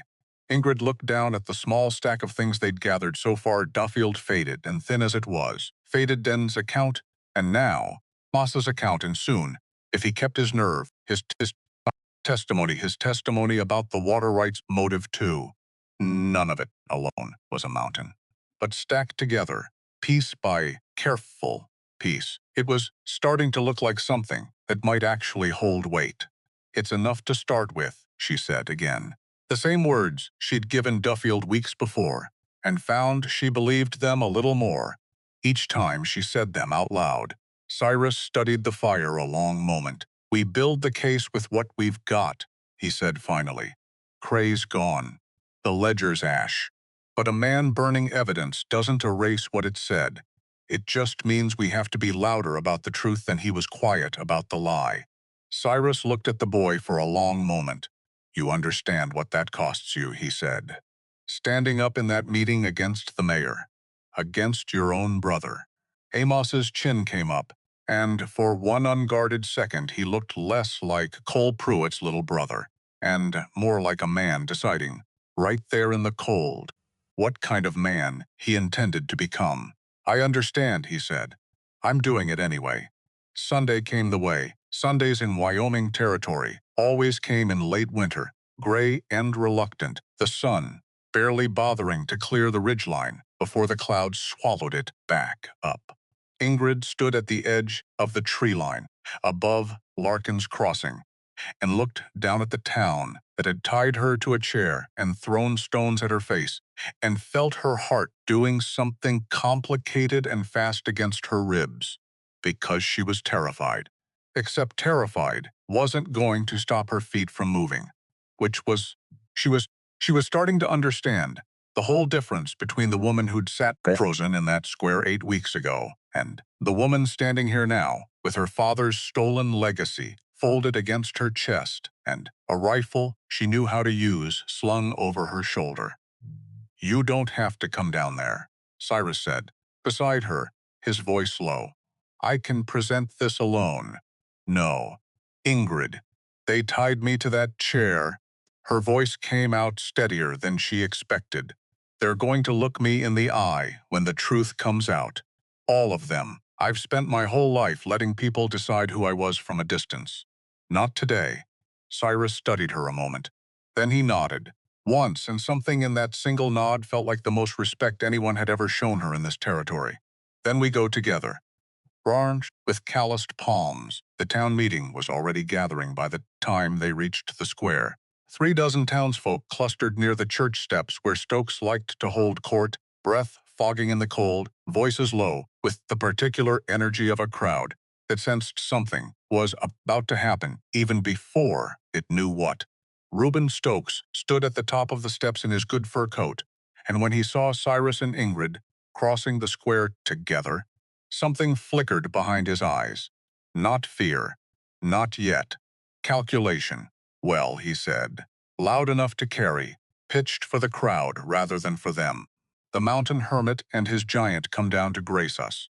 To what do we owe this honor?" "We're here to settle a land dispute," Cyrus said, voice flat and carrying. "Same as any other Sunday business." "Is that right?" Stokes's smile didn't reach his eyes. "And whose land might that be?" "Eric Holsted's." Ingrid's voice rang out clear across the square, steadier than she felt, "which was stolen from him in 1874 through a forged transfer, witnessed and recorded by you." The square went very quiet, because those were not words a person said lightly in a town this small, and everyone standing in that cold square understood exactly what she'd just done, throwing an accusation like that straight at the mayor's boots in front of half the town. Stokes's expression didn't move. That, more than anything, told Ingrid she was right. "That's a serious claim," he said slowly, "coming from a woman who was tied up not 2 months back for theft. Seems to me a person with a history of taking what isn't hers ought to think carefully before flinging accusations at the man who's spent 9 years keeping order in this town." "I never stole anything," Ingrid said. "You stole from my father. And you've spent 9 years making sure nobody in this town looked closely enough to notice." "Careful," Stokes said, and his voice had dropped, gone hard underneath the pleasant surface he wore in front of a crowd. "Slander's a serious thing, too. It's not slander if it's true." The crowd was murmuring now, glancing between the mayor and the two of them. And Ingrid could feel the old fear trying to claw its way back up her throat. The fear that had kept her silent for 3 years in this town. The fear that told her a woman her size, a woman already marked as strange, would never be believed over a man in a fine coat. Except this time she had proof folded against her chest. And this time she wasn't standing alone. "We have a copy of the original deed," Cyrus Hood said, stepping forward, pulling the folded paper from inside his coat. "Signed by Eric Holsted. The real signature, not the one in your land office ledger. And a witness who was in that office the day it was made." "A copy," Stokes said, and something almost like relief crept into his voice. "Not the original, which means it proves nothing. Paper can say anything a person wants it to say." "It's not just paper," said a voice from the crowd. Ezra Duffield stepped forward, hat in his hands, and the whole square turned to look at him, an old man they'd known their whole lives, a man who'd shod half their horses and fixed half their plows, and never once in 30 years raised his voice about anything more controversial than the price of iron. "I was there," Duffield said. "I trained under the land agent before you took the post, Mayor Stokes. I saw Eric Holsted's real claim with my own eyes, and I kept a copy of it. Because even then, something about the way you handled that file didn't sit right with me." "Ezra," Stokes said, and his voice carried a warning now, thin ice cracking under careful weight. "You're an old man. Memory plays tricks. My memory's fine." Duffield's voice shook, but he didn't stop. "What isn't fine is what I let happen, because I was too much a coward to speak 9 years ago. I've watched that family lose everything. I watched this town tie an innocent woman to a chair in the snow 2 months back and throw stones at her, and I told myself, same as I told myself in 1874, that it wasn't my business." He looked around at the crowd, all those familiar faces gone suddenly uncertain. "It was always my business," he said. "It was always all of ours. That should have been the moment it broke wide open. Except Reuben Stokes had not stayed mayor of Larkin's Crossing for 9 years by being a man who let a losing hand play out to the end. This is a very touching performance," he said, and his voice had gone cold now, all the pleasant warmth stripped away like paint peeling off old wood. An old man's failing memory, a forged copy nobody can verify, and a giant with a history of theft standing beside a wanted murderer. The crowd's murmur sharpened into something else, but because Stokes turned then, deliberately, and looked directly at Cyrus. "That's right," he said, loud enough for every soul in the square to hear clearly. "This man beside her, Cyrus Ballard, wanted in 3 territories for the murder of Silas Whitmore. $500, dead or alive. And here he stands in the middle of our town square, making accusations against your elected mayor." Gasps rippled through the crowd. Cyrus went very still. "I know what I did," he said, voice low but carrying. "I killed the man who murdered my sister, after she cut me loose from a rope, the same as I cut Ingrid loose from hers. I don't deny it. I've never once denied it." "So you admit to being a murderer?" Stokes pressed, seizing the ground. "And you'd have this town take the word of a murderer and a thief over their own mayor?" "I'd have this town take the truth," Cyrus said, "whoever it comes, wrapped in." But the damage had already spread through the crowd like frost through a window, and Ingrid watched faces that had softened toward Duffield's harden right back up, uncertain now, unwilling to side against their mayor, for a stranger with a bounty on his head. Stokes saw it too, and he smiled. "Sheriff," he called out, and a man Ingrid hadn't even noticed, standing near the church stepped forward, hand already resting on his revolver. "I believe we have a wanted fugitive standing in our town square. I think it's time we collected on that." It happened fast after that. 2 men grabbed Cyrus before he could raise the rifle, slung across his back, wrenching his arms behind him, and Ingrid lunged forward on instinct, on pure animal fuels. To watch this happen twice in the same square, except 3 more men closed around her before she'd covered half the distance, rifles raised, faces set with the particular nervous courage of men who knew exactly how much bigger she was than any of them, and had decided collectively that numbers made up the difference. "Don't," Cyrus said to her, sharp, even as they dragged him toward the same chair that had held her 8 weeks before. "Don't give them a reason. They're going to kill you. Then let them see it clear," he said. "Let every person in this square watch exactly what kind of man Reuben Stokes really is." They tied him to the chair. The irony of it landed on Ingrid like a physical blow, watching the ropes go around his wrists in the same spot where hers had rubbed raw 2 months ago. watching the crowd shuffle and murmur with that same terrible mixture of guilt and relief that came from watching some book dumpig ospel, something awful, happen to someone else instead of yourself. Reuben, said a voice, sharp and sudden, cutting through the murmur. Agatha Winslow stepped out from the crowd, and for a moment Ingrid braced herself for another cruelty, another voice adding weight to the mob. Except it didn't come. I watched that girl get tied to this same chair 2 months ago, Agatha said, voice trembling but clear. I said she needed to learn respect. I've thought on those words every single night since, and I don't believe them anymore. I don't know what's true about a murder 3 territories over. But I know what I saw in that land office ledger years back when I used to keep the store's accounts filed there too. And I know the ink on that transfer page never sat right with me either. Stokes's composure cracked, just slightly, just enough for Ingrid to see it. Agatha, let me finish. Her voice rose, steadier now.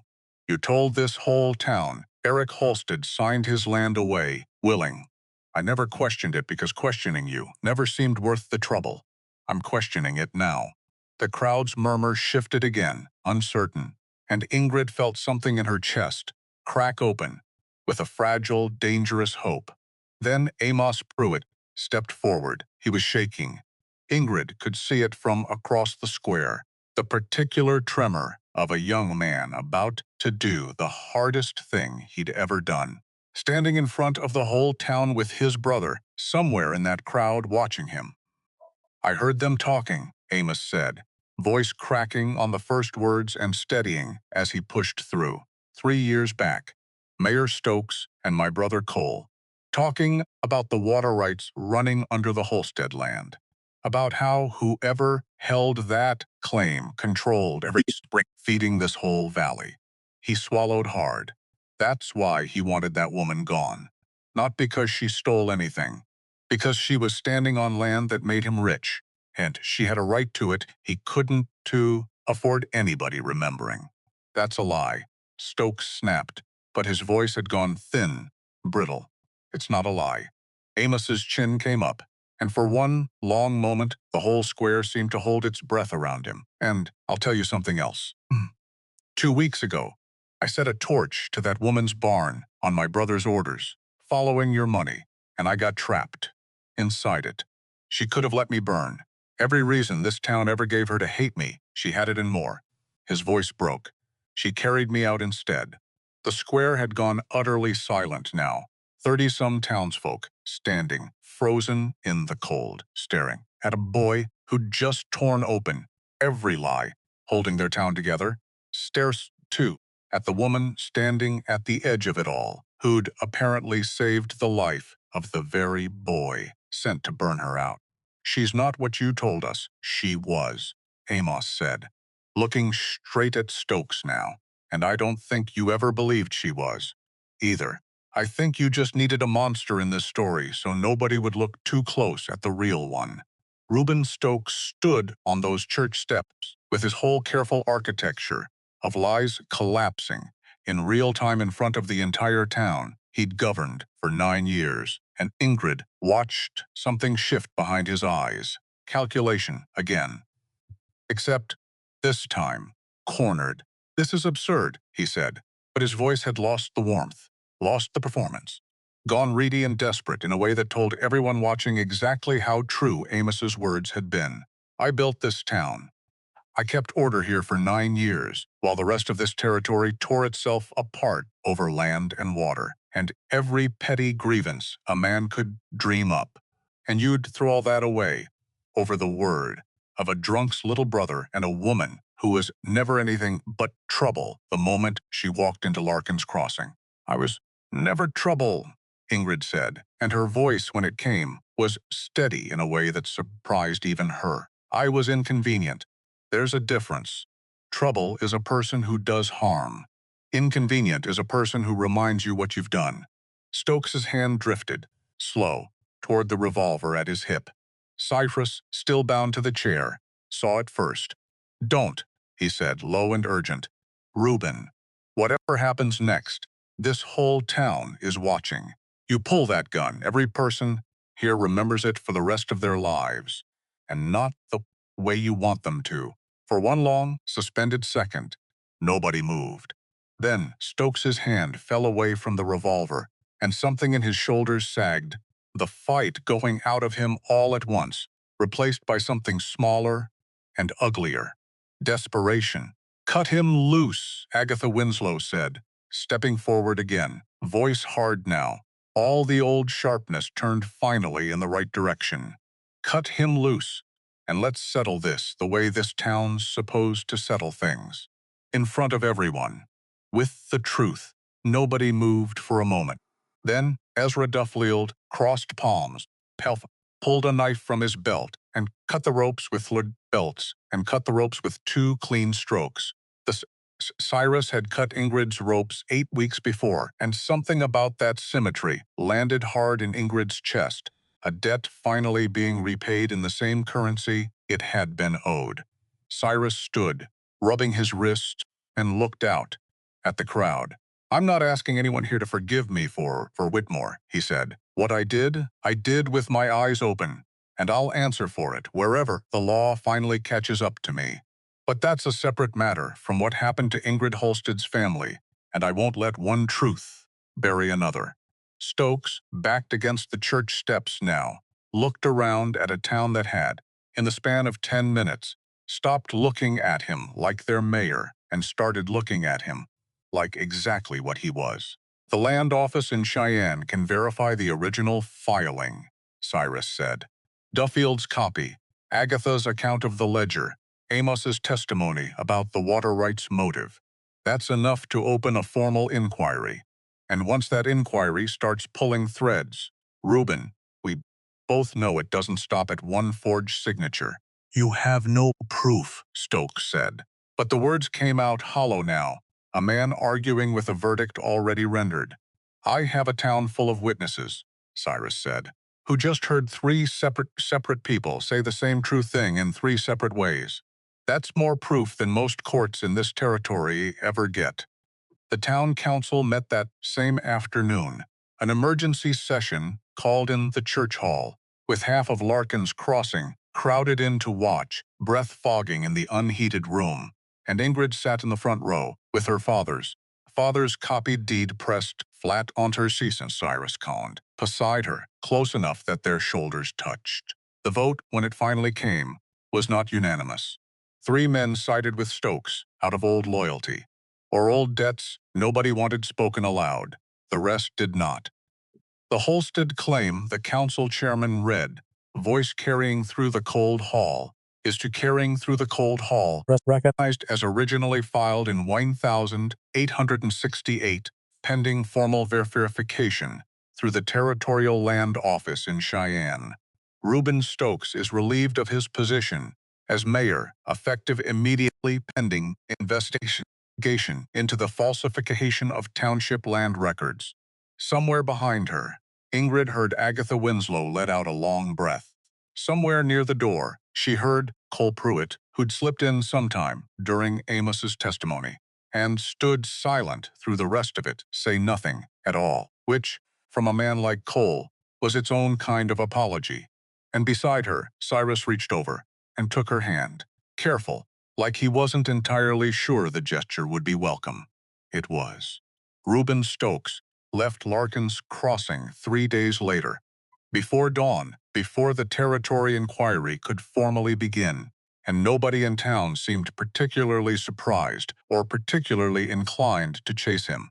The land office in Cheyenne confirmed the original filing within the month, exactly as Cyrus had predicted, and the paperwork transferring the Halstead claim back to Ingrid's name arrived on a stagecoach in early spring, official and undeniable, and 9 years too late for her father to see it. She read it standing at the edge of what had once been his land, snow finally starting to give way to mud, and the first stubborn green shoots pushing up through it, and felt something in her chest that wasn't quite grief and wasn't quite joy, but sat somewhere honest between the two. "He'd be proud of you," Cyrus said, coming to stand beside her. "He'd be proud we didn't give up." She looked out at the land, hers now truly hers, for the first time in 9 years. I, I used to think being tall as I am, being built the way I'm built, meant I'd always be the thing people noticed first and trusted last. Like my size was a wall between me and anybody ever seeing who I actually was. And now? She thought about it a long moment, thought about Amos Pruitt, shaking in that square, finding courage he didn't know he had. Thought about Ezra Duffield's 30 years of silence finally breaking. Thought about a whole town learning, slow and imperfect, that the woman they'd feared had never been the danger at all. Now, I think maybe the wall was never in me, she said. Maybe it was just what this town needed to believe, so they didn't have to look too hard at themselves. Cyrus didn't say anything to that. He didn't need to.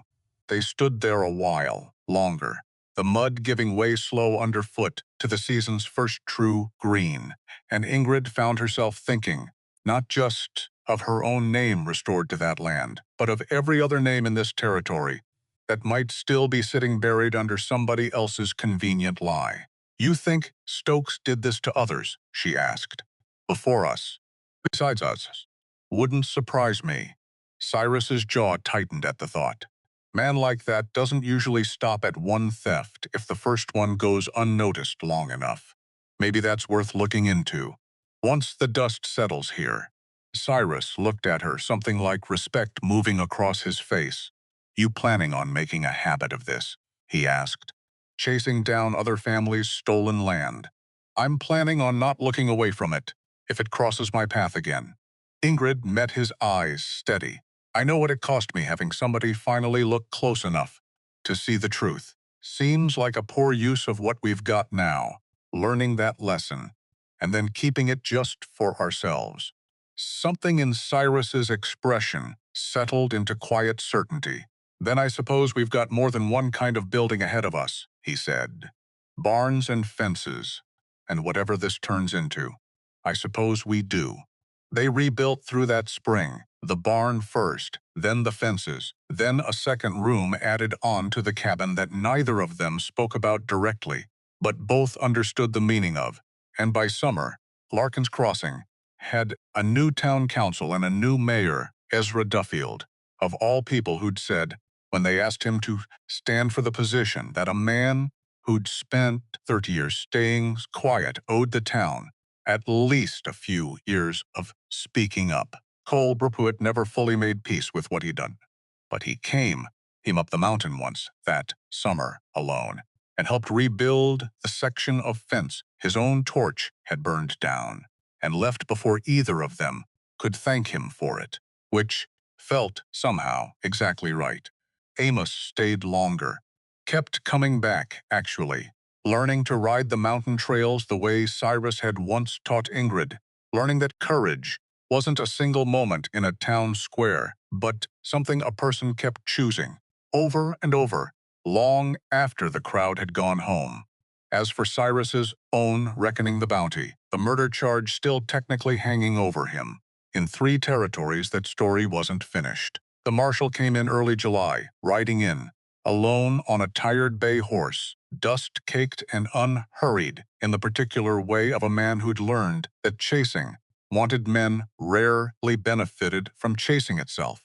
His name was Marshal Wendell Corse, and he found them exactly where Larkin's Crossing had told him I'd find them, up on the mountain, rebuilding, a barn that still smelled faintly of old smoke.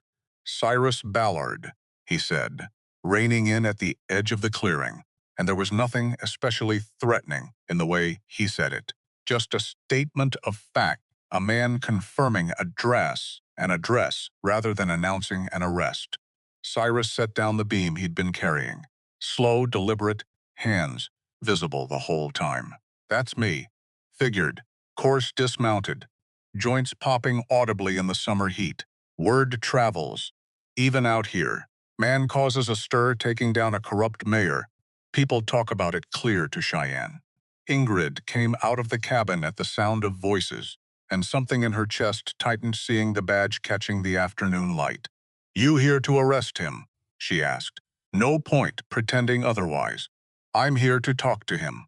Corse's eyes moved between them, taking in the rebuilt barn, the fresh fence line, the particular quiet order of a place. Two people had built together out of very little. Whether it goes further than talking depends some on what he's got to say for himself. I killed Silas Whitmore, Cyrus said, before the marshal could ask it any gentler way. 6 years back. I've never denied it, never will.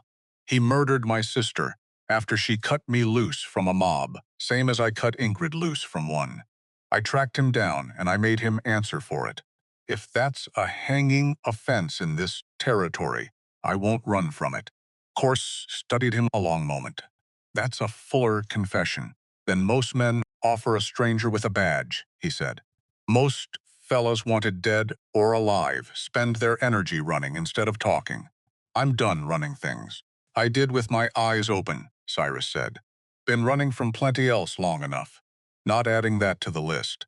The marshal pulled a folded paper from his saddlebag, the kind of official-looking document that made Ingrid's stomach clench on instinct.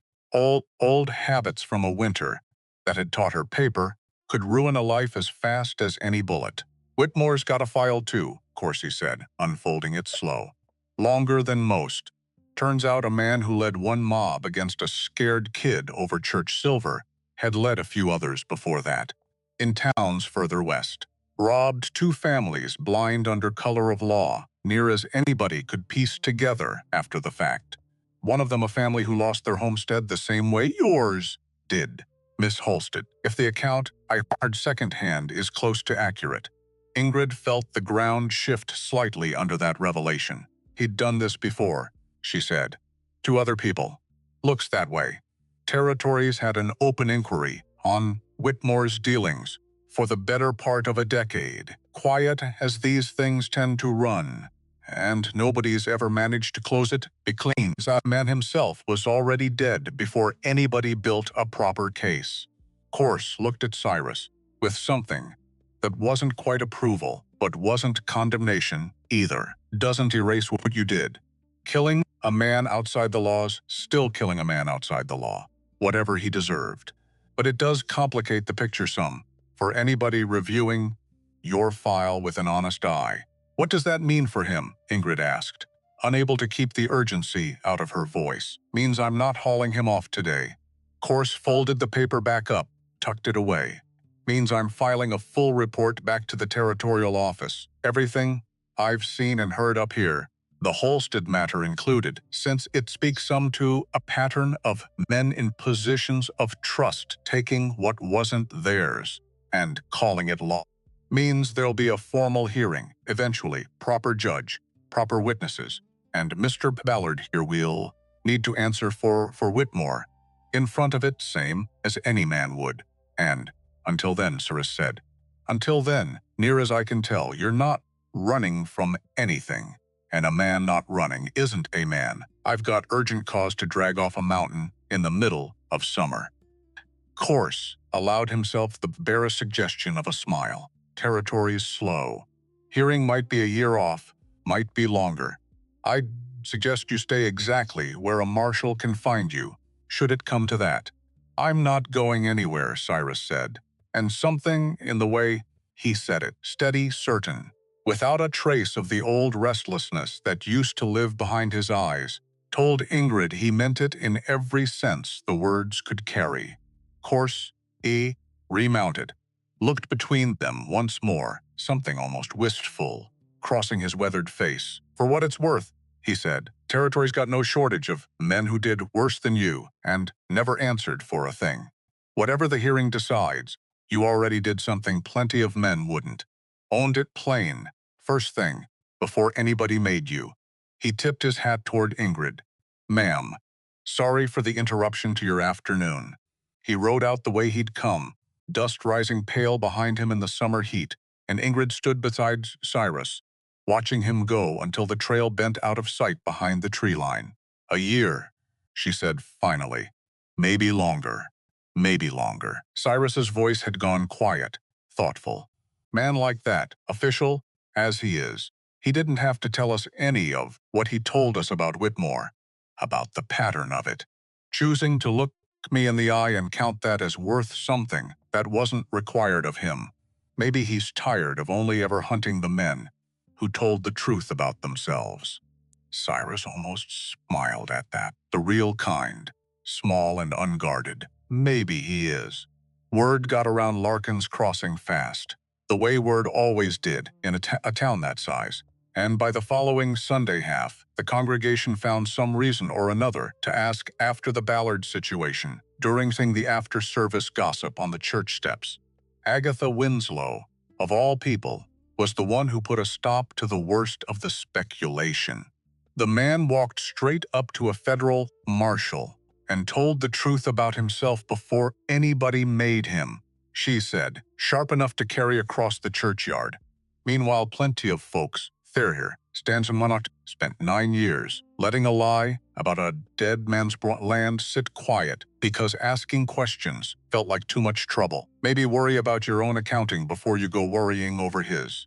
Nobody argued with her, which was, Ingrid thought, when she heard about it secondhand from Ezra Duffield, its own small kind of justice, a town that had once thrown stones at her now defending, unprompted, the man who'd carried her out from under them. They stood there a while, longer in the fading gold light, neither one rushing to fill the quiet, and Ingrid found herself thinking about all the uncertainty still sitting ahead of them, the hearing that hadn't happened yet, the verdict nobody could promise, the particular kind of waiting that came with loving a man whose past hadn't finished settling its accounts. She found, somewhat to her own surprise, that the uncertainty didn't frighten her the way it might have once. Because she'd learned something this past year that Larkin's Crossing had spent her whole life to teach her the opposite of. That a person could carry an unfinished story and still choose every single day to build something steady inside it. That waiting for an ending didn't have to mean putting the rest of living on hold until it arrived. Whatever the hearing brings, she said, we'll meet it the same way we met all the rest of it. Together, in the open, with the truth in front of us instead of behind. Cyrus took her hand, threading his fingers through hers the way he'd done more times now than either of them bothered counting. Put together, he agreed. But that was a fight for another season. For now, on a warm evening in early summer, Ingrid Halstead stood on land that carried her father's name again, watching the sun go down gold over mountains that had once felt like exile and now felt unmistakably like home, and Cyrus Ballard came to stand beside her, the way he always did now, close, steady, without a single word needed to explain why. You ever think about leaving? She asked. Now that it's settled. Now that you could. Used to. He looked out at the land, at her, at the life they'd built out of ashes and stubbornness in one terrible morning in a snow-covered square. Not anymore. Why not? Cyrus took her hand, and for the first time since she'd known him, he smiled, not the almost smile, not the careful, guarded one, but something open, something that had nothing left to protect itself from. Because I already found the thing I came up this mountain looking for, he said. Took me a while to admit it was you. Ingrid Halstead, 27 years old, taller than any woman for 300 miles, once tied to a chair in the snow and called a monster by a town that never once bothered to learn her name properly, laughed, really laughed, the sound of it carrying clean across the mountain, and laced her fingers through his. Well, she said, try not to take another whole life admitting the next thing. No promises. The sun kept setting, the mountain kept standing, and somewhere below them, Larkin's Crossing lit its lamps for evening, a town slowly learning, one honest conversation at a time, how to see its people clearly, all of them, exactly as they were.